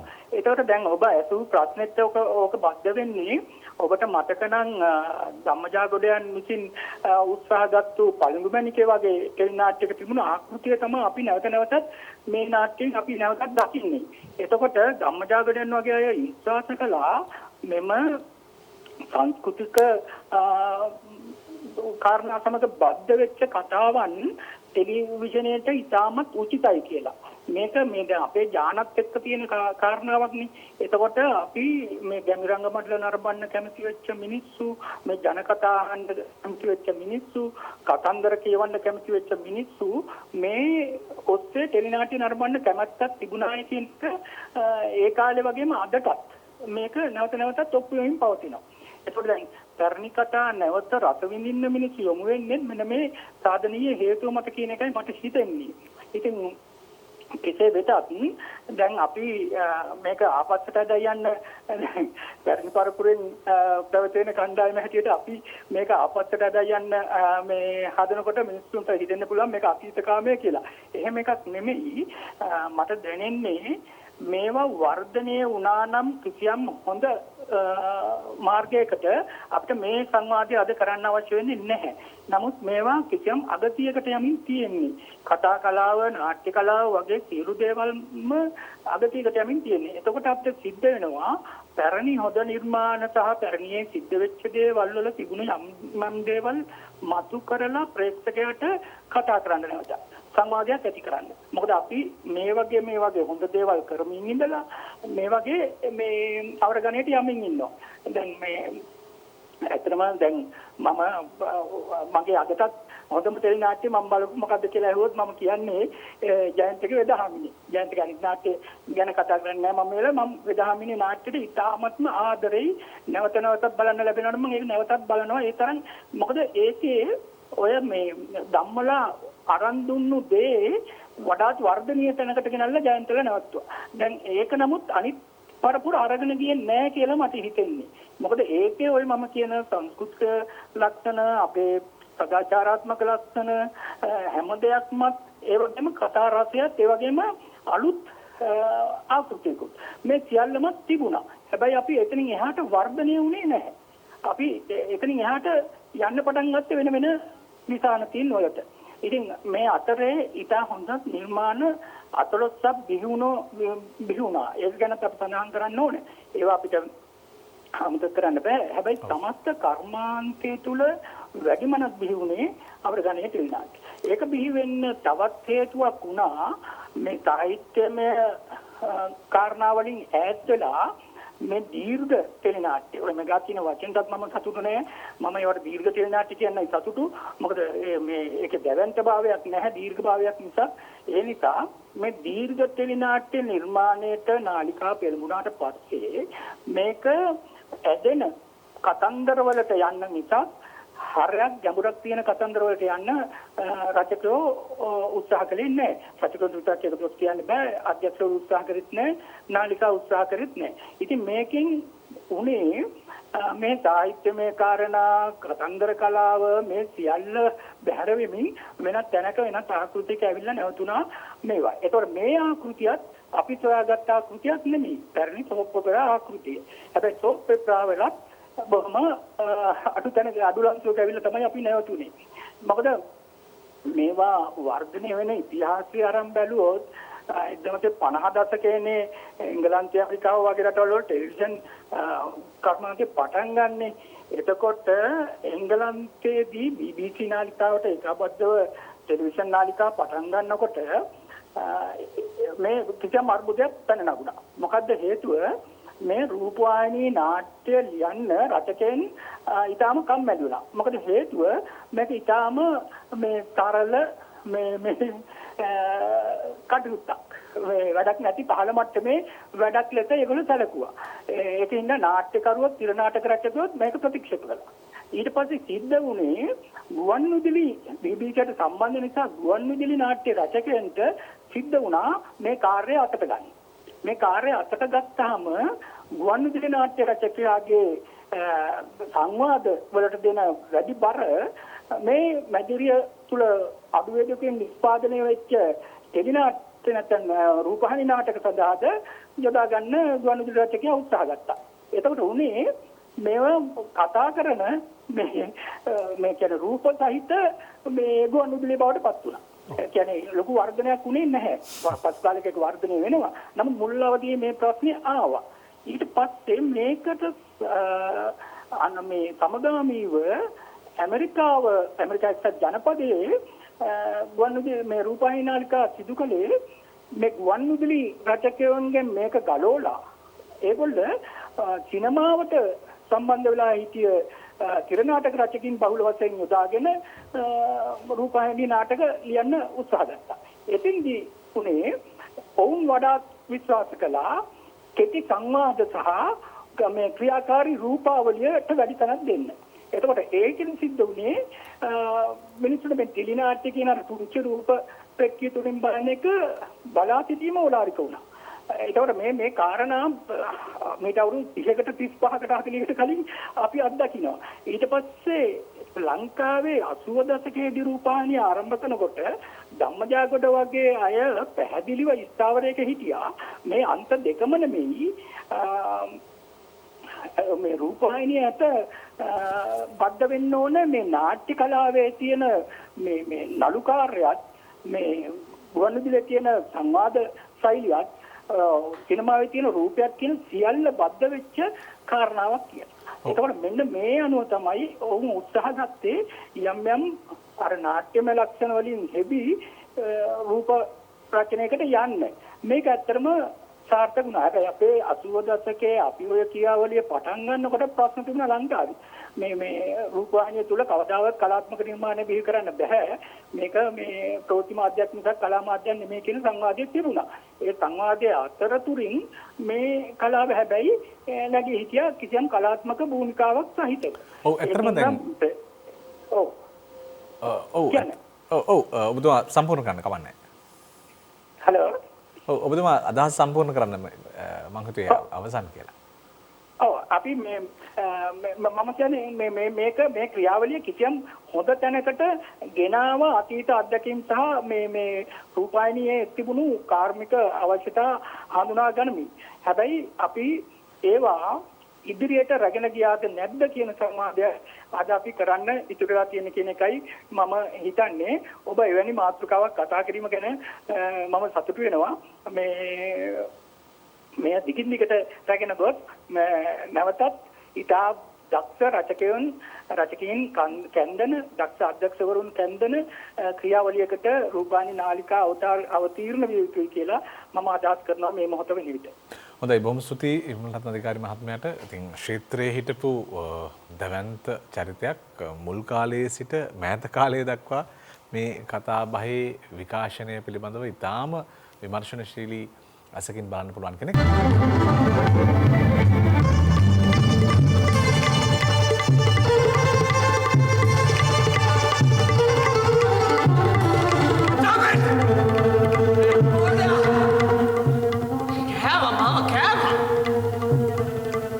ඔයිට වැඩිය ලස්සනට නෙළුම් මල්ලුට කුරවක් වෙනවා අයිසේ. නටන්න බැරි නම් දෙයියන්ගේ නාමයට කරන්න පුළුවන් දෙයක් කරනවා. හිතුවද මේක ජොකා බයිලා කියලා? ඒ ළමයින්ට කෑ ගහන්න එපා පුතා. හොඳින් කියන්න. මමීට මේගොල්ලන් තේරෙන්නේ නෑ මමී. මමීගේ කාලේ නටන අය වගේ නෙමෙයි මේ අය. හොඳින් කියලා දෙන්න පුතා.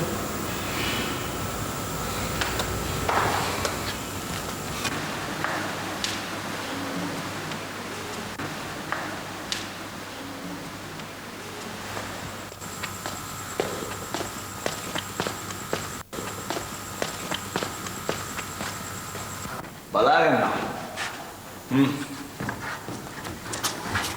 Cassette on.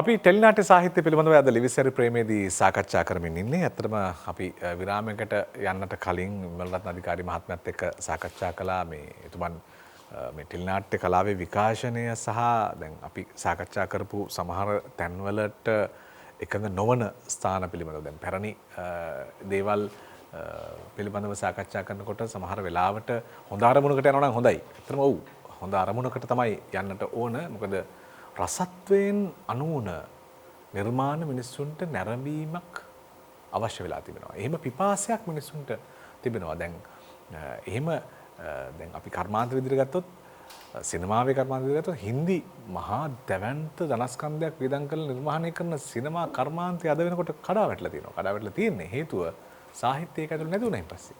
සාහිත්‍ය නැහැ. එතකොට දමිළ සිනමාව යම් තාක් දුරකට පසුබෑමකට ලක් වෙලා තිබෙනවා. එතකොට මලයාලම් සිනමාවේ නැගී සිටීම ඇයි?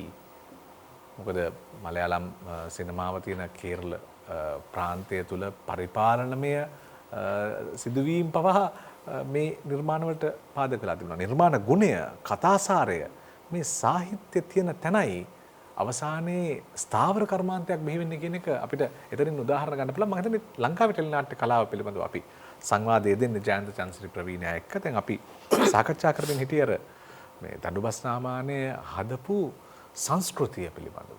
දැන් අපි දැනගෙන හිටියේ නැහැ මෙහෙම නිලයක් අල්ලලා විනාඩි ගානකින් මරණ සහතික දෙන්න පුළුවන් මේ ශාස්ත්‍රයක් අපිට තිබුණා කියලා. දැන් පසු කාලීනව මම හිතන්නේ මේ දැන් ඔය හමුදා ඛණ්ඩ මම දන්නේ මගේ මේ අදහස කොයිතරම් දුරට තාර්කිකද කියලා. හමුදා ඛණ්ඩ ඇති කරනවා සැඟව සිට පහර දෙන. ඒ කියන්නේ සැඟවිලා ඉඳලා පහර දෙන. එතකොට මේ මම කිව්ව ගල්කිරියාගම ඒකට කියන්නේ සිවිල් ආරක්ෂක බලකඳවුරේ මම ඒ ස්ථානයට ගිහින් තියෙනවා මේ අංගම් සටන් පුහුණු කරනවා.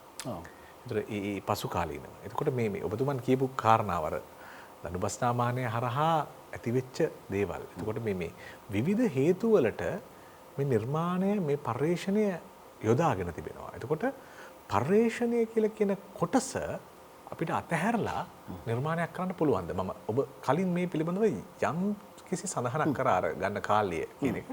දැන් පර්යේෂණය කියන කොටස අතහැරලා අපිට නිර්මාණයක් දැන් ගොඩක් වෙලාවට නිර්මාණය වෙන්නේ. එහෙමයිනේ. හැබැයි පර්යේෂණය කියන කොටසට කොයිතරම් දුරට වැදගත්කමක් දෙන්න ඕනද කියන කාරණය නැවතත් අවධාරණය කරලා ටිකක් විස්තරයව කතා කරන්න ආරම්භ කරනවා. මම ඍජුවම කියන්නම් මේ පර්යේෂණයකින් තොරව පිටපතක් ලිවිය නොහැකි මම කියන්නේ. සහ නොලිව යුතුයි කියලා මම කියන්නේ. මොකද අර දැන් ටෙලිවිචාරක දැන් කියන පැහැදිලිව. කියන්නේ තිරපිටපතක් ලියන්න පටන් ගන්නවා කියන්නේ මේ පරීක්ෂණයක් වෙන්න ඕනේ කියලා. ගවේෂණයක් වෙන්න ඕනේ කියලා. හරි? ඒ ගවේෂණය කියන්නේ මේ අර ටේප් එකක් අරන් මේ ලංකාපුර යන එක විතර නෙමෙයි. මේ ඒක නෙමෙයි ගවේෂණය කියන්නේ. තමන් රචනා කරන මේ කාරණාව අද ඇත්ත වශයෙන්ම ඔබ සඳහන් කළා නේද ඔය මේ මලයාලම් සිනමාව ගැන. ඔබ ඉතින් නිවැරදි කතාවක් කිව්වා. හින්දි සිනමාව අර දමිළ සිනමාව ඒවා නිකන් මොකද්ද වෙලා ඔය ඔය වෙබ් සීරීස් වල පවා එහෙම නැත්නම් ඔය Netflix වගේ platforms වල පවා වැඩිම ඉල්ලුමක් තියෙන මලයාලම් සිනමාවටත්.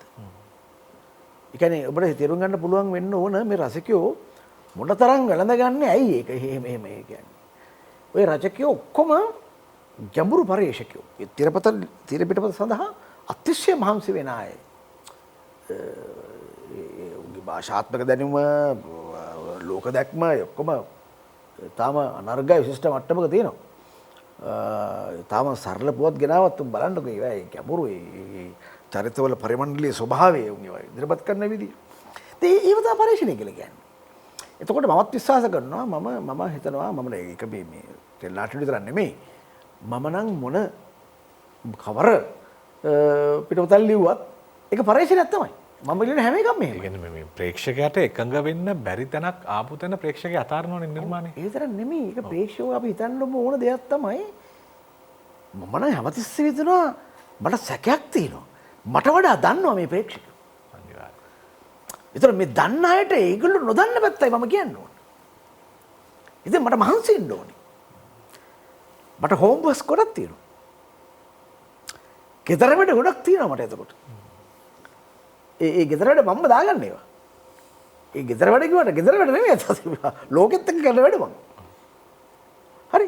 මම අනන්ත ප්‍රමාණ ඔබට කියන්න මම සමහර ඒවා පරිශීලන අතහැරලා දෙනවා. මේ කරන්න බෑ ඔය හිතුවට. හැබැයි ඒ වෙලෙම මම ගොඩක් කල් මහන්සිලා තියෙනවා. සමහර විෂයන් සම්බන්ධයි. සමහර ප්‍රස්තුත සම්බන්ධයි. අතහැරලා ගොත් තියෙනවා. ඒවා හදන්න බෑ මේ ප්‍රාග්ධනයත් එක්ක කරන්න බෑ කියලා අතහැරලා ගොත් තියෙනවා. ඒක කරන්න පුළුවන් විතරයි අපි කරන්නේ. ඒතර නිර්මාණකරුවෙක් එහෙම වැඩ කරන්නේ. හරි? හරි ලේසිනේ කොයගා හරි එකක් බලලා ඒක අරගෙන දානවා නමක් රීමේක් කියලා. හරි ලේසි ඉතින්. කොහෙන්ද කියලා අවසර ගන්න. මේ වගේ වැඩ මේ කරන්නේ. දැන් අපි බොහෝට අපි කට්ටිය කරා අපි බොහෝ අය. එහෙම නොවන පිරිසක් ඉන්නවා අර විමලත් කිව්වා වගේ. ඊටාම දක්ෂ මේ නිර්මාණකරුවෝ ඉන්නවා. හිටියා. ඉන්නවාද? එහෙම හිතන අයට එච්චර අවස්ථාවකුත් නැහැ. හැබැයි ඒ අතාර්ථයක් තියෙනවා. ඉතින් අපිට නැවත එන්න පුළුවන් නේද මේ කතාව එක්ක අර කතෘවරයාගේ වැදගත්කම? ඔව් අනිවාර්යෙන්. දැන් අර මම කොයිතරම් වැදගත් කෙනෙක්ද කියන එක. දැන් ඒ වගේම කතෘවරයා ගන්න තීන්දුව කොයිතරම් දුරට වැදගත්ද කියලා. දැන් විශේෂයෙන් මේ ඔබේ නාට්‍යවල දැන් මම එනවා වෙන පැත්තකට මේ දැන් සංගීතය යොදාගත් ආකාරය වගේ තැන්වලට. දැන් ගත්තාම මේ ජන සංගීතයට මොඩර්න් වර්ෂන් එකක් තියෙනවා කියලා. හොයාගන්න පුළුවන් වෙච්ච තැන් ඒවා. ඒ කියන්නේ මේ ඕසේ ගායනා වලට නාද යොදන්න පුළුවන් කියලා මේ හරි සරල දැන් ඔබ නිර්මාණය කරපු සිනමා පටවල පවා හරි අමුතු තැන්. ඒවා සාකච්ඡාවට බඳුන් විය යුතු තැන් මේ අපි ටෙලි නාට්‍ය නරඹන අතරවාරයේදී රූපයට පමණක් අවධානය දෙන්න සාහිත්‍ය නිර්මාණයට පමණක් අවධානය නොදී ප්‍රේක්ෂකයා වෙන තැන්වල අතරමං කරලා ආයෙත් අරගන්න කතාවට අල්ලලා ගැට ගන්න ඒ තිබුණු සමත්කම සහ ප්‍රේක්ෂකයා අඳුනා ගැනීම. දැන් ප්‍රේක්ෂකයා අඳුනා ගැනීම කියන කාරණයට උත්තරය ඔබ දුන්නා. දැන් අර මම හිතනවා මට වැඩිය බුද්ධිමත් කෙනෙක් ප්‍රේක්ෂකගාරේ ඉන්නවා කියලා. එතකොට මේ දැන් මේ පරණ ටෙලි නාට්‍ය ගැන අපි ආපහු ආවොත් එහෙනම් මේ පැරණි ටෙලි නාට්‍ය ගැන ඇයි අපි කතා කරන්න ඕනේ? ඇයි අපි මේ තාම දඩුබස් සාමානය? ඇයි අපි මේ වෙදහාමිනේ? ඇයි අපි මේ අකාල සන්ධ්‍යා වගේ නිර්මාණ අරගෙන ඇයි තාම කතා කරන්නේ? අපිට ඊට පස්සේ ටෙලි නාට්‍ය හැදුන්නේ නැද්ද කියලා කවුරුහරි ප්‍රශ්නයක් ඇහුවොත්. සාහිත්‍ය නිර්මාණ ඊට පස්සේ නැද්ද කියලා ඇහුවොත් මම කියන්නේ මේ ඒහා එතනින් ඔබ කිව්ව ගිරය කඩුල්ල වගේ නිර්මාණ ඔක්කොම පෙළට දිවෙනවා. ඊට පස්සේ කතා කරන්න දෙයක් නැද්ද? මේ කාලේ එහෙම ටෙලි නාට්‍ය නැද්ද කියලා කවුරුහරි ඇහුවොත්. ඔතන තියෙන්නේ මේ ප්‍රමාණාත්මකව අතිශය අඩුයි. අතිශය දුප්පත් ප්‍රමාණාත්මකව. ඒ කියන්නේ දැන් ඔය විමල් රතන් මතු කළා වගේ දැන් ධම්ම ගෙනාපු ඔය මේ දම විතරක් නෙමෙයි මේ නිහාල් සිංහ මහතා එතකොට ධර්මසේන පතිරාජ සමහර අවස්ථාවල බර්ටම් නිහාල් ඒගොල්ලෝ තාම විශිෂ්ට නිර්මාණ ඉදිරිපත් කළා විශිෂ්ට අතහදා බැලීම් කරා ඒගොල්ලෝ සුදත් මහදිවුල්ලව සුදත් රෝහණ විශේෂයෙන් දැන් ඒගොල්ලෝ අත වශයෙන්ම ඒගොල්ලන්ගේ විෂය ඇතුලේ ඒගොල්ලෝ මහා දේවල් කරලා තියෙනවා හැබැයි දැන් මම කියන්නේ මේ කණ්ඩායම් බැලුවොත් මම අංගලි 10න් ගන්න පුළුවන් මේ සහ විශාල පැතිරිච්ච මාධ්‍යයක කොයිතරම් සුළුතරයක්ද මේ වැඩේ කරලා තියෙන්නේ ප්‍රමාණාත්මකව මේ ගුණාත්මක භාවය ගැන හිතපු අය හරිම ප්‍රමාණාත්මක අඩුයි ඒක හරියන්නේ නැහැ ටෙලිවිෂන් එකට හේතුව මේ මහා විශාල පැතිරිච්ච මාධ්‍යයක් සිනමා වගේත් නෙමෙයි නාට්‍ය කලාව වගේත් නෙමෙයි අර කියනවානේ මේ පැරණි අදහස් තිබුණා ඔය රූප වාහිනිය කියලා කියන්නේ වැඩසටහන් ගෙලන රාක්ෂයෙක් කියලා. ඒ කියන්නේ කොච්චර දැම්මත් මදි. කොච්චර දැම්මත් බඩගින්න නෙවෙන්නේ නැහැ. ඒක ඇත්තනේ. දැන් වැඩි ප්‍රමාණයක් හදන්න එපේ. දැන් පැය 24ක් මේ අරන් හිටියා වගේ නෙමෙයි මේ බඩු දෙන්නේ මේකට. ඒ පැය 24ක් අරන් ඉන්න එකේ විශේෂ්ඨකම නෙවෙයි තියෙන්නේ මේ මොනවා හරි දාලා ඒතර වෙනවා මොනවා හරි දාන්න. කාලය පියව ගන්න මොනවා හරි පෙන්වන්න. දැන් ඒක හරියන්නේ නැහැ. මොකද මේ කාලය අමතක කරන්න එපා මේක ගුවන් කාලය විතරක් නෙමෙයි මම කියන්නේ. මේ ප්‍රේක්ෂකයා කියන සුන්දර මිනිහාගේ වටිනා පුරවැසියාගේ මානසික කාලය මේ. ඔහුගේ මානසික කාලය මේ කන්නේ. හරිද? ඒක අයිතියක් නැහැ කාටවත් එහෙම කරන්න. හරිද? නඩු දාන්න නැහැ තමයි දැනට කවුරක්වත්. නඩු දාන අයත් කවදාද පාසක 15 වේවා. මේ හරි. ඒ කියන්නේ මානසික කාලය මේ විනාශ කරන්නේ. ඔව්. ඒ මානසික කාලය විනාශ කරලා මේ නෑ කැමති නම් බලන්න පුළුවන් කැමති නම් නිකන් ඉන්න පුළුවන් ඒව කියලා හරිය. ඒකට දැන් කියන්නේ ඉතින්. උත්තරේ තමයි ඉතින් ඒක. නැත්නම් වහලා දාන්න පුළුවන්. ඕන නැත්නම් වහලා දාන්නේ මොකටද? වහලා දාන්න නේ මේ හදලා තියෙන්නේ. මේවා ස්විච් එක ඔන් කරපු හැටිම ඒවා වැහෙන්න ඕනේ හරය. හරි? දැන් ඒක එහෙම වෙන්නේ නැහැ ඒක තමයි පස්සේ. නමුත් ඒකයි පරමාර්ථය. පරමාර්ථය ඒකයි. එතකොට ඒ සඳහා අර කතුරු ගොඩක් ඉන්න ඕනේ. ඒක මට තනියම කරන්න පුළුවන් වැඩක් නෙමෙයි. මම කියන්නේ මම චණ්ඩියෙක් නෙමෙයි. මටවත් පතිරාජයටවත් සුදත් රෝහණටවත් විවටත් අධිකාරියටවත් හඳගමටවත් ඒක තනියෙන් කරන්න බෑ ඒක. ඒකට මේ එක තව පිරිසක් සාල් පිරිසක් එන්න ඕන. අපි ඒ නිසා අර මට ඇත්තටම නම් මතක නැහැ සමහර සහෝදරවරුන්ගේ අලුතෙන් තාම සිස්ටර් නිර්මාණ හදපුවා ඉන්නවා. ගොඩක් චැනල් මම දැකලා තියෙනවා. අවසන් මට ගොඩක් අය නම් මතක නැහැ. මේ ඉතින් ඒව වැඩි වෙන්න ඕන. වැඩි වෙනවා කියන්නේ ප්‍රස්තාව දෙන්න ඕනේ ඒවට. හැබැයි අපිට පිරේ ප්‍රස්තාව දෙන්නේ නැහැ කියලා. දැන් ආයතන එහෙම ප්‍රස්තාව දෙන්නේ නැහැ ඔය කිව්වට. ඔයක ඇත්ත කතාව ඒකයි. මම ඒක කුපාඩි කියලා කමක් කියලා මං කිව්වේ ඒකයි. ඒක වෙන හොඳ වචනයක් නැහැ. එච්චර හොඳ වෙන සිංහල වචනයක් නැහැ ඒක අඳුන්නන්න. ඒ කරන වැඩේ අඳුන්නන්න වෙන හොඳ සිංහල වචනයක් නැත. ඒ කුපාඩි ගමක්. ඔය විකුණන්නත් පුළුවන් නම් හොඳ. ඒව නිසා සමාජෙත් වෙනසක් කරනවා සමාජ අපේක්ෂාත් කරනවා නම් ඒක නොකරන්න එහෙනම් වෙන මොකටද? දැන් ඇත්ත වශයෙන්ම මේක අපි දන්නවා මේක එක්තරා ආකාරයක දැඩි වාණිජ ව්‍යාපාරයක් තමයි. ආරම්භයේ සිටම. ආරම්භයේ සිටම ඒක හරි. ඒ වගේම මේ කලා මාධ්‍ය හරි ප්‍රාග්ධන සූක්ෂම මාධ්‍යයක්. කියන්නේ සාල ප්‍රාග්ධනයක් වැය වෙන එකක්. ඒක තුළ තිබෙන්නේම කර්මාන්ත පදනමක්. ඒ තරගයක් නැහැ. හැබැයි ඒකක්වත් මිනිහා සමග මේ කරන මානසික ගනුදෙනු බෞද්ධ ජීවිතත් එක්ක කරන ගනුදෙනුව පල්ලෙහාට දලන්න හේතුවක් නෙමෙයි ඒකක්වත්. ඒකක්වත් මොකද මේ අපි දන්න ලෝකයේ අපි විතර නෙමෙයි මේ ලෝකෙ ඉන්නේ.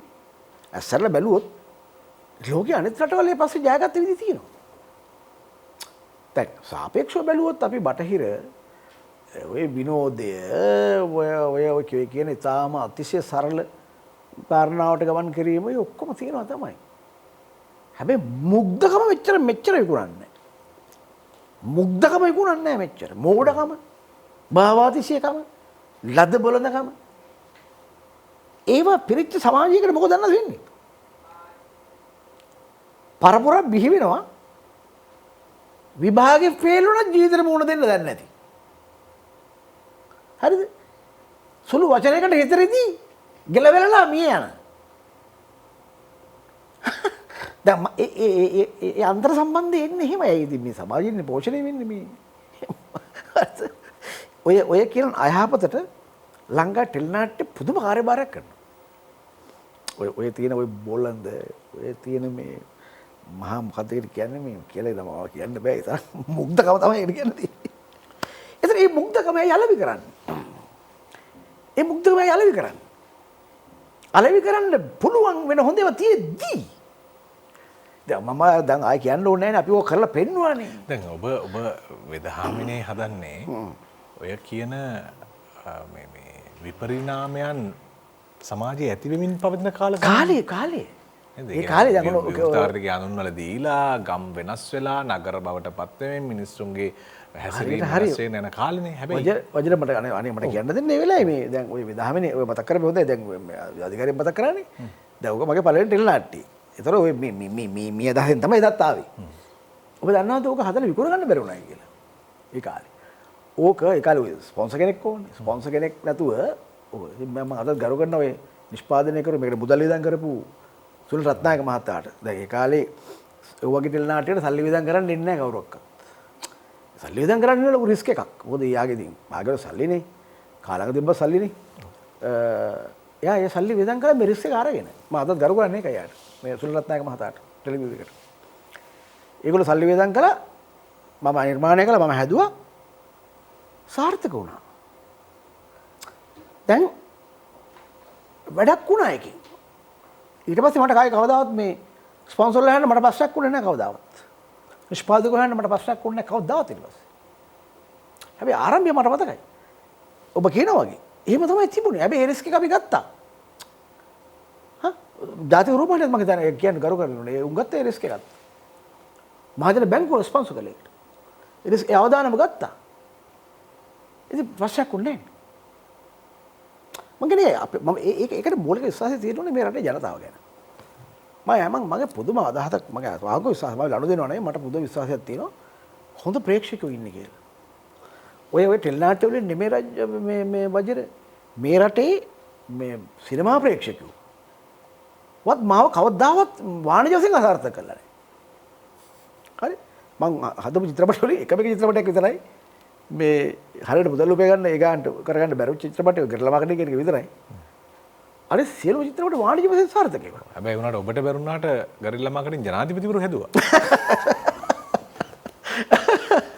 ඒ අදහස අරගෙන ලංකාවේ දේශපාලන ව්‍යාපාරය තුළ අලුත් චරිත බිහි කරා. මම කියන්නේ වජිර ඇත්ත වශයෙන්ම ඒ කියන්නේ මේ රටේ ප්‍රේක්ෂකයෝ ගැන හුඟා බලාපොරොත්තු තියාගන්න පුළුවන්. මේ හොඳ මම හිතන්නේ දකුණු ආසියාවේ ඉන්න හොඳම ප්‍රේක්ෂකයෝ ඉන්න අපේ රටේ. නිර්මාණකරුවෝද නැත්te එතකොට? නිර්මාණකරුවෝ නැත්තේ. ඊට සරල එනේ වෙන අයගේ අනිත් පැත්ත වෙලා තින්නේ. ඇත්තටම අපි හිතුවට එහෙම නිර්මාණකරුවෝ නැහැ.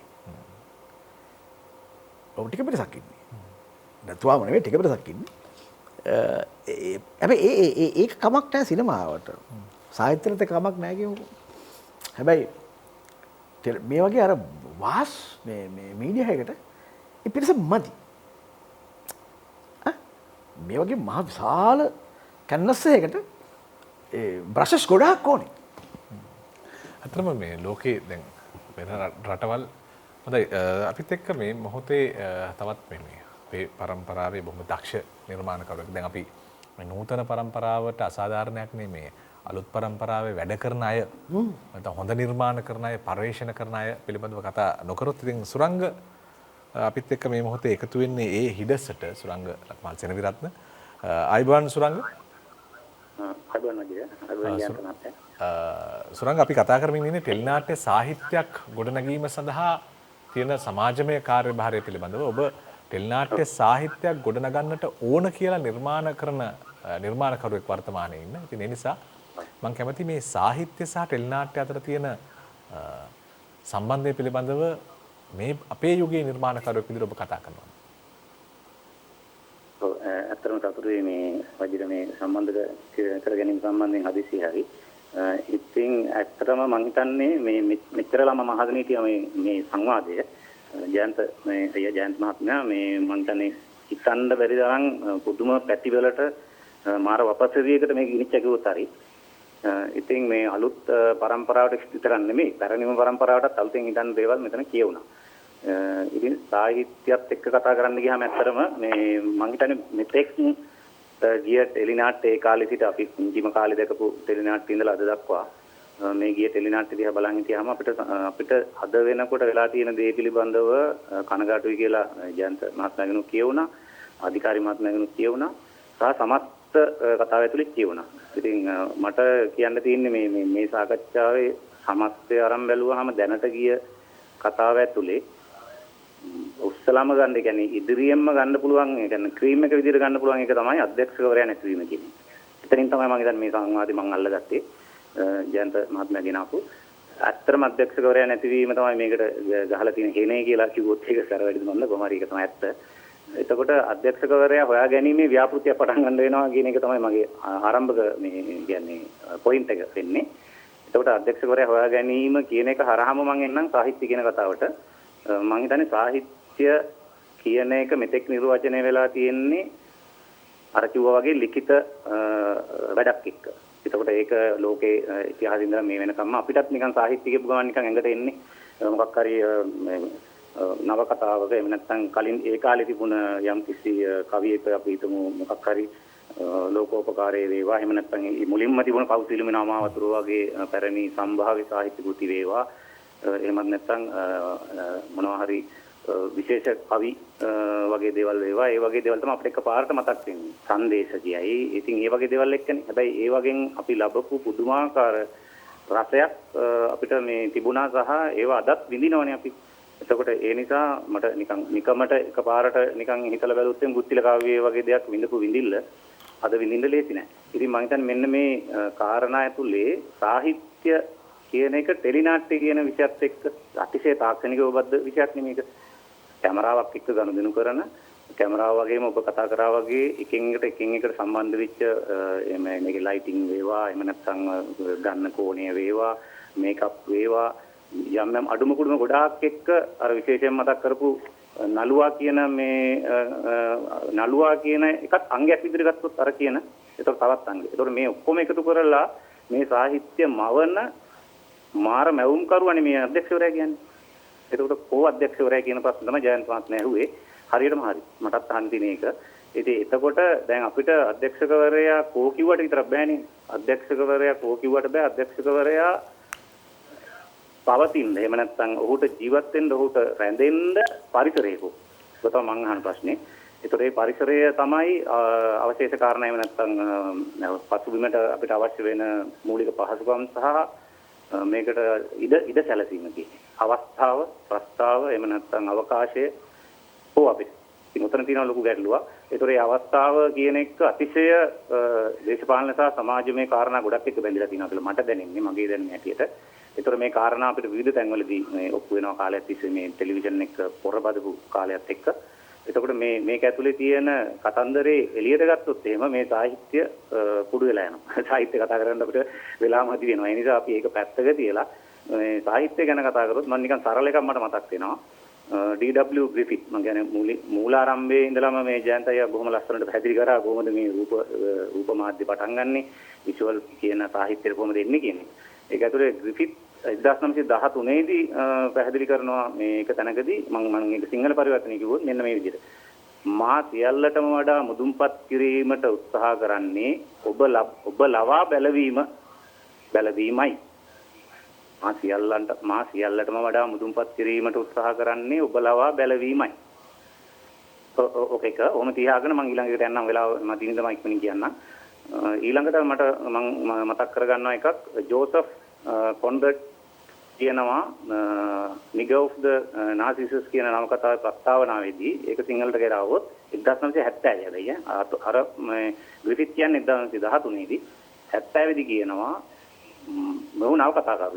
එතකොට කියනවා ජෝසප් කොන්රඩ් මා මුදුන් පමුණවා ගැනීමට උත්සාහ කරන කාර්යය නම් ලිඛිත වචනයේ ශක්තියෙන් ඔබට ඇසීමටත් විඳීමටත් ඒ සියල්ලටම වඩා ඔබට බැලීමටත් සැලැස්වීමයි.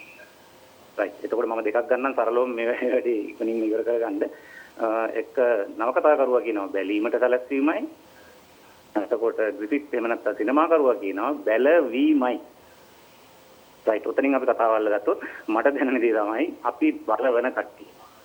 දැන් කට්ටිය ජයන්තය අස්සරට ඕගෙන ආවා. බලවන කට්ටිය මාර ප්‍රබල විය යුතුයි. අති විශිෂ්ට විදිහට අපි හිතන්න වෙනවා කාට හරි බලවනවා. හරිද? හැබැයි ලියන කෙනා මං කියන්නේ මේ එයා පහල අපි උඩ කියලා මේ ටෙලිවිෂන් නිර්මාණ කරන්නේ. හැබැයි ලියන කෙනාට ලිවීමේ මැවීමේ සීමාව මෙච්චරයි කියන්න බෑ. මේ ඕනනම් අර කිව්වා වගේ එක පරිච්ඡේදයකදී ආව හරි ඕනනම් මරලා දාලා ඊට ආයෙ ගේන්න පුළුවන් ලියන කෙනාට. හැබැයි මේ ටෙලිවිෂන් එක ඇතුළේ කරලාවට අපිට ඒක කරන්න බැරි තැන් එනවා. අපි හිතමු දැන් ලියන කෙනාට ලස්සනට ලියන්න පුළුවන් මේ ගුවන් ප්ලේන් එකක් ඇතුළේ යනකොට දකපු දේවල් ගැන. දැන් අපිට ටෙලිවිෂන් එක ලියන්න බෑනේ දෙන්නේ. ඇයි ලියන්න බැරි? මේක අවසාන ප්‍රතිඵලය එහෙම නැත්නම් අවසාන නිර්මාණය නෙමෙයි. ඒ නිසා අපිට පෙන්වන්නම වෙනවා. අපිට මවන්න බෑනේ. අපිට බලවන්නම වෙනවා. ඒක නිසා බැලීමට සැකසීම නෙමෙයි. හරි. ඒතකොට එහෙනම් අපි බලවන්න නම් අපි අපේ පූර්ණ නිර්මාණයක් කරලා දෙන්න. මම මේ කියන කාරණේ හිතා වැදගත්. මම ඒකයි කියන්නේ පූර්ණ නිර්මාණයක් අපිට කරන්න බලවන්න නම්. හරිද? Tamanට ඕනේ දේ මවා ගන්න නෙමෙයි. එහෙමනම් ඒක ගන්න ෂොට් එක ගන්නට කතා කරා ෂොට් එක ගැන. ඒ ෂොට් එකේ තප්පර ඇක්ෂන් ඉඳලා කට් කියන දක්වා කියන ෂොට් එක කියන එකේ නිර්වචනේ ඒකේ තප්පරයක් දක්වා තප්පරයක් ඉඳලා වගේ කියන්න ඕනේ අධ්‍යක්ෂවරයා. මම සමහර කරන දේවල් ඇතුළේ මම නම් වගේ කියනවා. මගෙන් ඇහුවොත් මම ඒක පැහැදිලි කරනවා. එතකොට ඒ නිසා මම කියන්නේ සාහිත්‍ය සාරයා කියන ලිඛිත සාහිත්‍ය කරන කෙනාට වඩා මේ විෂුවල් මාස් එක ගනුදෙනු කරන කරට ගනුදෙනු මොකද්ද වගකීම වැඩි සහ අවසන් වශයෙන් මම කිව්වොත් තනියෙන් තීරණ ගන්න සමහර වෙලාවට අමාරු වෙන සාමූහික එක්තරා මූවමන්ට් එකක් මේක එක්තරා කලෙක්ටිව් ආර්ට් එකක් මේ කලෙක්ටිව් ආර්ට් එක අනිත් සියලු දෙනා මෙහෙවා ගැනීමේ වෙනම භාරදූර වගකීමක් සහ වෙනම ශක්තියක් බලයක් දැන් මෙහෙවීමක් පෞරුෂයක් මේ ඔක්කොම තියෙන්න ඕනේ මේ අධ්‍යක්ෂවරයෙකුට. එහෙම නොවුනොත් මේ අර්ධ කලාවක් කියලා කට්ටිය කියන්නේ. ඇයි අර්ධ කලාවක් කියන්නේ සමහර ලාවට මූලික වශයෙන්ම තනියෙන්ම Tamanට ඕන ඉදිරි කරන්න බැරි වෙන්න පුළුවන්. කට්ටියක් එකතු වෙලා මේක කරනවා වෙන්න පුළුවන්. ඒ නැති තැන් එන්න පුළුවන්. ඔය ගොඩක් දේවල් කියනවා නිර්වචනය කරනවා. හැබැයි මම කියන්නේ මේක අර්ධ කලාවක් නෙවෙයි පූර්ණ කලාවක් කරගන්න නම් අධ්‍යක්ෂකවරයා සියල්ලෙන් සන්නද්ධ විය යුතුයි කියන කාරණේ තමයි අතිශය වැදගත් වෙන්නේ. ඒ නිසා ටෙලිනාට්‍යයක් සාහිත්‍ය එක අර මේ ලිඛිතව අපි කියපු කාව්‍ය පේරුණා ගද්‍ය පද්‍ය කියන දේවල් මේ වලට එහා ගිය වෙනත් රසයක් එහෙම නැත්නම් පරිකල්පනයේ මූලික වෙච්ච දෙයක් සාහිත්‍ය කියන්නේ. පරිකල්පනයේ උපරිම තියෙන අපි සරලව කියනවා නම් ඇස් අරගෙන හින දකින්න කියන පරිකල්පනයක් කියන්නේ. ඇස් අරගෙන හරියටම හින දකින්න පුළුවන් නියම මාධ්‍යයක් තමයි මේ ටෙලිවිෂන් මාධ්‍ය හරියට කරනවා. ඒ වගේම තමයි මේක වැරදියට කරනවා නම් තාම වැරදියට කරනවා නම් කියලා මම නවත්තන්නම්. ඒක ටීවී බැලුවම පේනවා බොහෝ විට. ස්තුතියි වජේ. හොඳයි බොහොම ස්තුතියි සුරංග ලක්මාල් සෙනවිරත්න. යමක් හොයලා බලලා විමසිල්ලෙන් පර්යේෂණාත්මකව කළ යුතුයි කියන අදහසේ ඉන්න වර්තමාන නිර්මාණකරුවන් අතර ඉන්න කෙනෙක් සුරංගට ස්තුතියි. ඇත්තටම ලෝකේ විකල්ප හොයනවා. ලෝකේ කර්මාන්ත කඩා වැටෙනවා. හැබැයි සමාජය මේක අහුවලා විකල්ප හොයනවා. දැන් අපිටත් මේක කඩා වැටෙනවා මේ කවුරුත් නැහැ එහෙම කියලා ඉන්න පුළුවන්. හැබැයි අපි විකල්ප සෙවිය යුතුයි. ඒ විකල්පවලට හරි පැරණි නිර්මාණ හොඳ නම් අපි පැරණි නිර්මාණ නැවත නැවත රසවිඳ බැලිය යුතුයි. ඇයි ඒ නිර්මාණවල නිර්මාණ ගුණය රැඳී තියෙන්නේ කියලා. අපිට එහෙම විකල්පයක් යෝජනා කරනවා නම් මොකක්ද අපිට තියෙන විකල්පය? විකල්පේ නිර්මාණ කිරීමම තමයි. දැන් වජිර නිර්මාණකරුවන්ට වෙන විකල්ප නැහැ. නිර්මාණ කරනවා ඇර. නිර්මාණකරුවා හැමතිස්සෙම ව්‍යාවත්කාලන වෙච්ච එක්කෙනෙක් මේක එක අමතක කරන්න එපා. දැන් මම හිතනවා දැන් අපි ගත්තොත් අපි පැරණි මහා සාහිත්‍යකරු ජීවිතේ සමුගත්තන එක්තරා කාලයකදී හැම කෙනෙක් මාර්ටින් වික්‍රමසිංහයන්, කුමාරතුංග මුනිදාසයන්, ජේ.බී. සේනානායකයන්, අපි ගමු සාහිත්‍ය පැත්තේ මහාචාර්ය සරච්චන්ද්‍රයන්. දැන් ඒ ඔවුන්ගේ ජීවිත කාලය තුළ උන් කරන්න පුළුවන් විකල්ප ඔක්කොම කරා මං කියන්නේ. හැම දෙයක්ම කරා. අද වෙනකන් හිටියනම් අද තවත් විකල්ප ඔය කියන විකල්ප ඉර්මත් කරයි. ඒ 40 ගණන් වල සමාජයේ 30 ගණන් සමාජයේ ඊට වඩා වෙනස් දේවල් වෙනස් විදිහකට කියයි. හැබැයි මේ මොනවා කිව්වත් මොන විකල්පේ හෙව්වත් මම හිතනවා නිර්මාණකරුවෝ මනුෂ්‍යත්වය අමතක කරන්නේ නැහැ කියලා. දැන් නිර්මාණකරුවෝ වෙන්නෙම එහෙම නොවන වැඩ පිළිලකුත් තියෙනවා. ඒ මනුෂ්‍යත්වය මුලමනින්ම අමතක කරන මිනිස්සු ඕන තරම් ඉන්නවා. ඒ කලාවෙත් ඉන්න මනුෂ්‍යත්වය අමතක කරන මිනිස්සු හරියට. ඒ නිර්මාණවලුත් පේනවා ඒවා. ඔය අද ලෝකෙත් තියෙන සමහර ට්‍රෙන්ඩ්ස් මේ ඔය මනුෂ්‍යත්වය මේ ගැන 7-5ක ගෞරවයක් නැති නිර්මාණ ලෝක ප්‍රකට මට්ටමින් හදන ඒවා තියෙනවා. සමහර ෆෙස්ටිවල්ස් වල එහෙම හැදෙනවා මම දැකලා තියෙනවා මේ මට මම කවුරු සම්මාන දුන්නේ කියලා. කියන්නේ ඒවා මේ ඊට මේ මනුෂ්‍යත්වයට නිගා දෙවන ඒවා. ඒ මම කියන්නේ එහෙම ඉන්නවා මිනිස්සු. එහෙම ප්‍රවණතා තියෙනවා. මම ඒ පැත්තේ නැහැ. මම කියන්නේ නිර්මාණකරුවෙක් මොන විකල්පේ ඉදිරිපත් කළත් ඒ තමන් තුළ පැන නගින මනුෂ්‍යත්වය විධාරණය කරන්නම තමයි කරන්න ඕන. ඒක සීමාවක් නෙවෙයි. ඒක සීමාවක් නෙමෙයි. මනුෂ්‍යත්වය විධාරණය කිරීම සීමාවක් නෙමෙයි. ඒක අසීමාන්තික වැඩක්. ඉතින් කියන්න බෑ කාටවත් අරයන් කොහොම කරාද මෙයා කොහොම කරාද ඒක කියන්න බෑ. ඒක ස්වාධීන වැඩක්. අලුතෙන් බිහි නිර්මාණකරුවෝ කොහොමද හිතන්න ඕනේ? ඒගොල්ලෝ මේ පරණ ෆෝක්ලෝර් එකට යන්න ඕනේද? ජන සාහිත්‍යයට යන්න ඕනේද නැද්ද? ඒක මට අපි අපේ සීමා දරන්න හොඳ නෑ අපි. ඒක අපි දන්නේ නෑ. එකම සාහිත්‍ය ජන සාහිත්‍ය නෙමෙයි. ඉදරහට මේ අභ්‍යවකාශයෙන් දේවල් අරගන්න පුළුවන්. එක පස්සක් නෙමෙයි. ඒක සීමා නෙමෙයි අත් වශයෙන්. හැබැයි මේ මොනවා කළත් ඔය හිටන් ඉන්න ඕනේ මනුෂ්‍යත්වයේ අභියස.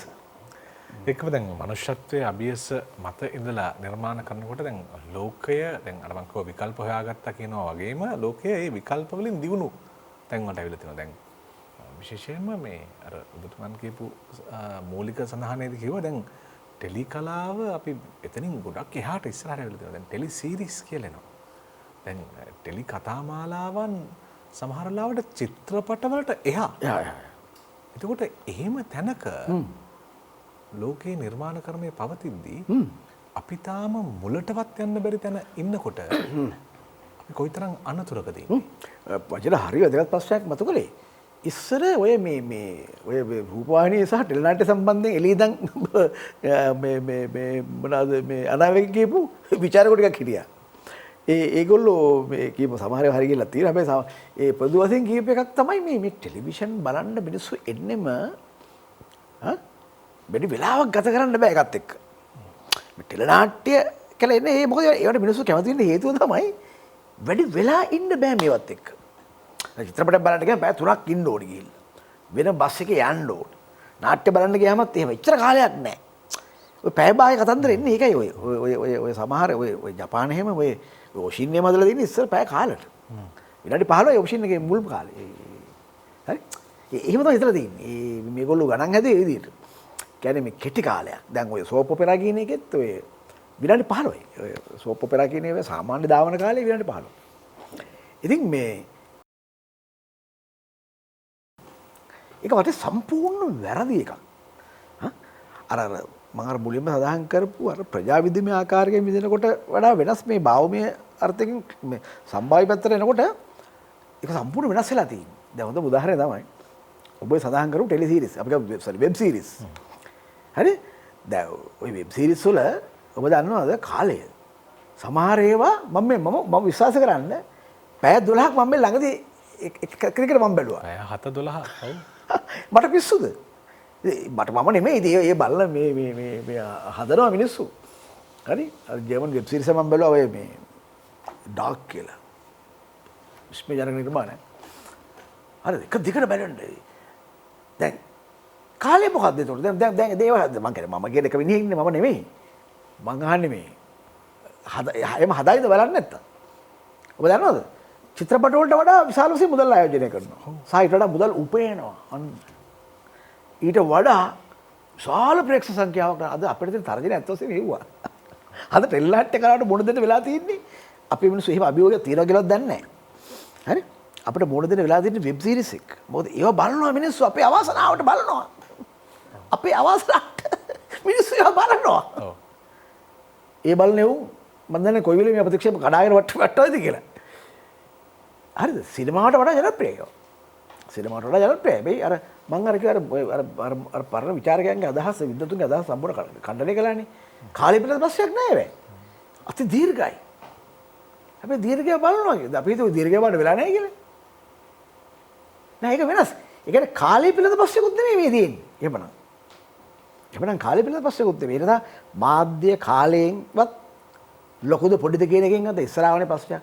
හරි ආඩම්බරෙන් කියව කතාවක් තියෙනවනේ මම තාම ඒක වැරදුකුත් නෑ. ඉතින් දැන් සිනමාවේ හරි ලොකුයිනේ තිරේ. සිනමාවේ තිරේ එන ලොකුයි. හරිද? ඉතින් ඒ ලොකු හින්දා ඒක හොඳයි. ලොකුයිනේ. පුළුල් තිර. දැන් මං අහන්නේ ඒක හොඳයි තමයි. හැබැයි ආර්ට් එක තියෙන ප්‍රශ්නේ තිරේ පොඩිද නැද්ද කියන එක නෙමෙයි. දැන් චිත්‍රය ගන්නකෝ චිත්‍රයේ ඔබ පොඩි කැන්වස් එකක දකින්නවද? සෝල් කැන්වස් එක දකින්නවද කියන එක නෙමෙයිනේ ප්‍රශ්නේ. ඒක වැඩේ මොකද්ද කියන එකනේ. ඇත්ත ප්‍රශ්නේ.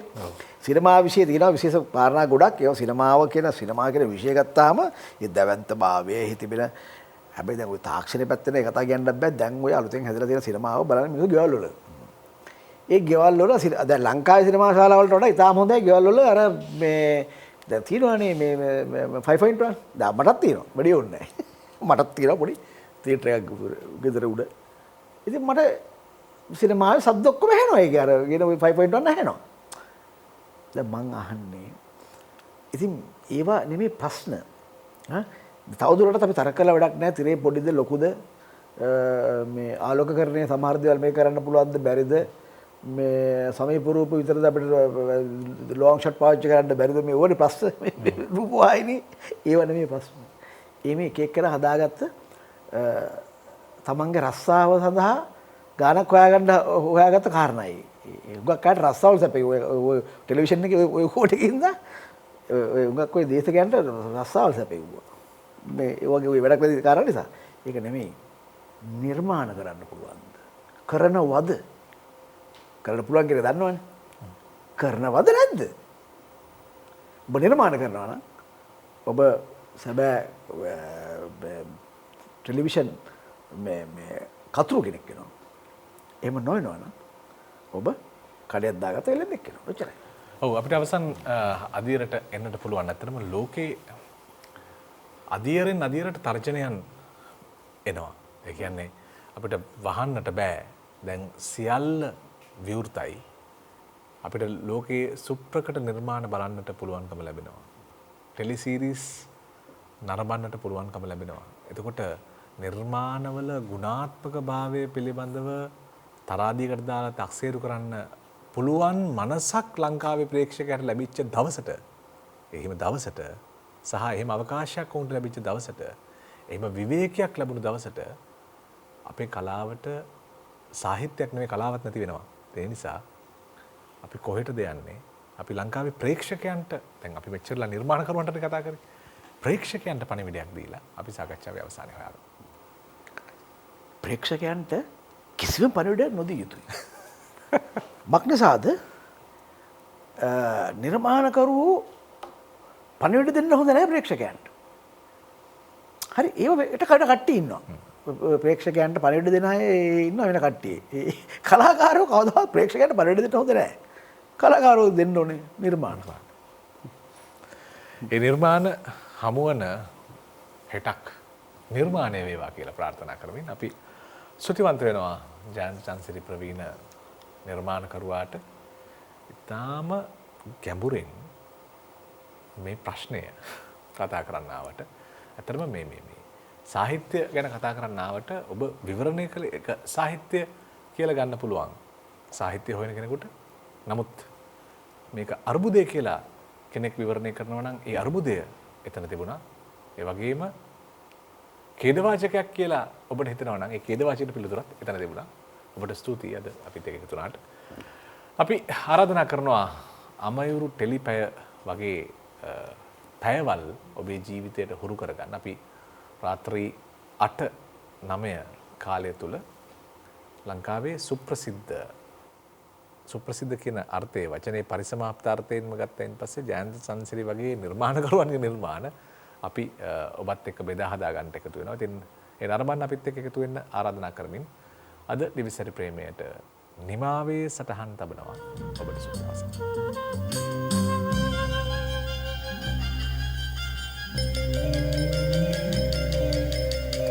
la la la la la la la la la la la la la la la la